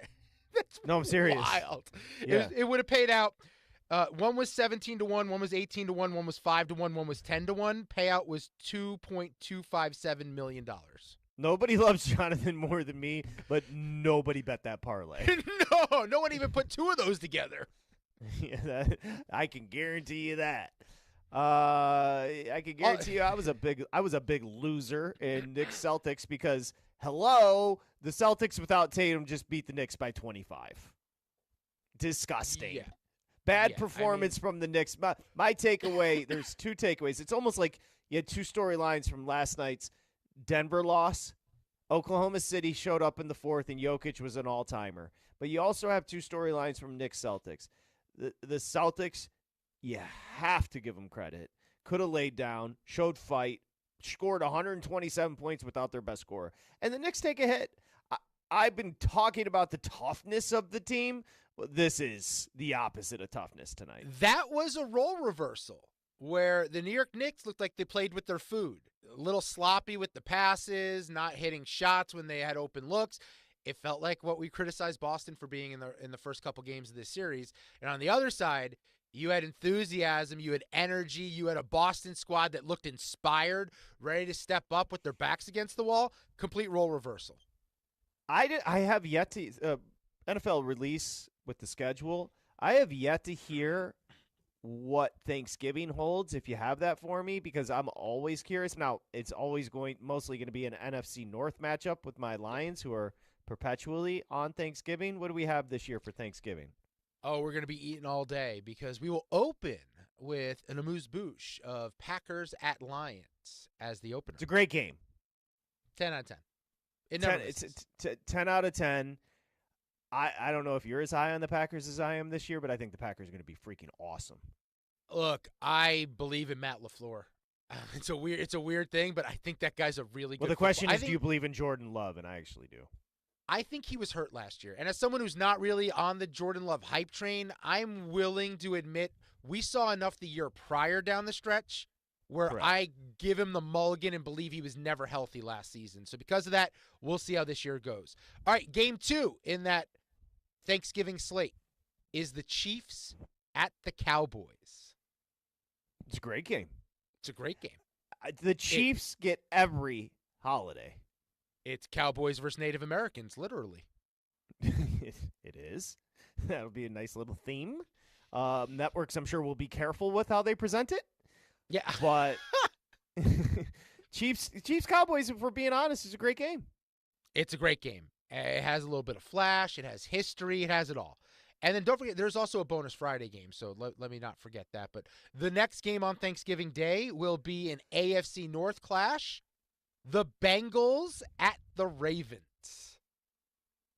10 out of 10. I don't know if it gets better. I think that might be – that's like as good as it gets. Of the current in-division rivalries in the NFL right now, it'd be hard for me to choose one over Bengals-Ravens games consistently. Of those 3 games you just told me, Bengals-Ravens is what number 1 with a bullet that I want to see. And we've got a Black Friday game. Black Friday, you will have the Bears at the Eagles. Great game. Listen, very good game. I don't know who the donks are that put together the NFL schedule.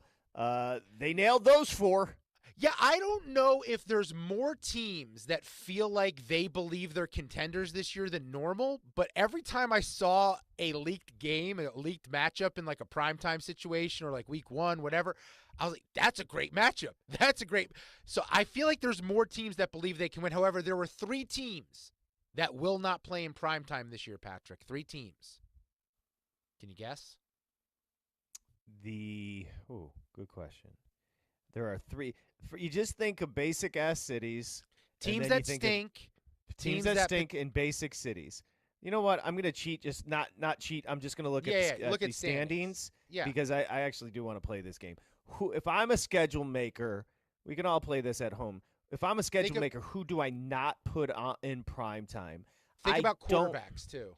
Okay. I don't put Indianapolis in prime time. They're not one of the teams. I don't put Interesting.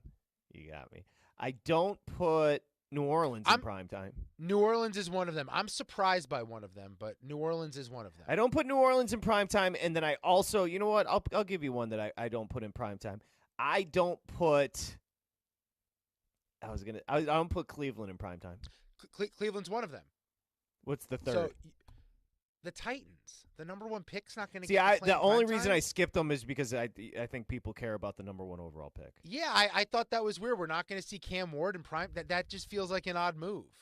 I would agree with that. I think you got to put I think people get juiced about the number 1, especially when it's a quarterback. Now, you're going to see Jacksonville because people want to see Travis Hunter, and so. Yep. All right. Yep. Anything else from the schedule that stands out to you? Let me pull up my notes real quick. The opener, Eagles-Cowboys. Eagles -7, totals 46.5. Saquon Barkley is already -205 to score a touchdown. It's for real. That's the number. That's a crazy number, though. He's -205, and the game isn't going to be played till September. So. I'm not saying it's a bad bet. That's a pretty heavy number. Yeah. Other Week 1 games that I thought were interesting. Lions at Packers. That's fun. So same as Thanksgiving. For the Lions, to be fair, who love to play indoors, you like to see it that early in the season to have that away in Green Bay. You don't want to see the snow. Buccaneers will face the Falcons. Fun NFC South matchup right out of the gate. Buccaneers, Falcons, Penix Jr. versus your boy Baker. Okay. Jets versus Steelers. That could potentially be Justin Fields and Aaron Rodgers versus their former teams. Well, you told me that the Steelers had a bunch of primetime games, and they're just lining them up. First off, it's a historic franchise, but they're lining it up because the assumption is Rodgers is going to be on that team. That's always drama. Yeah, but if not, these TV execs are going to be bitter because Mason Rudolph not going to move that needle necessarily for people to log into that Amazon Prime account. Your boy Will Howard. You know what?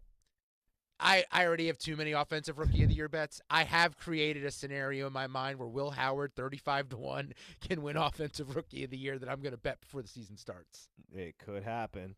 Any other notes before we get out of here? And last one, Texans at Rams week 1. That was the last one there. Also, the Dolphins have 5 primetime games. I think that's a mistake.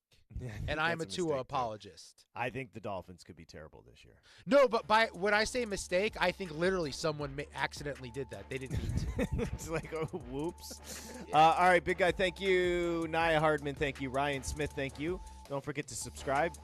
VSiN Live on YouTube. And fun show. Thank you to everybody that joined. Furman, Halterman, and I'm missing one. Noops. We'll see you tomorrow. Covering the spread. This is VSiN Live on Mad Dog Sports Radio.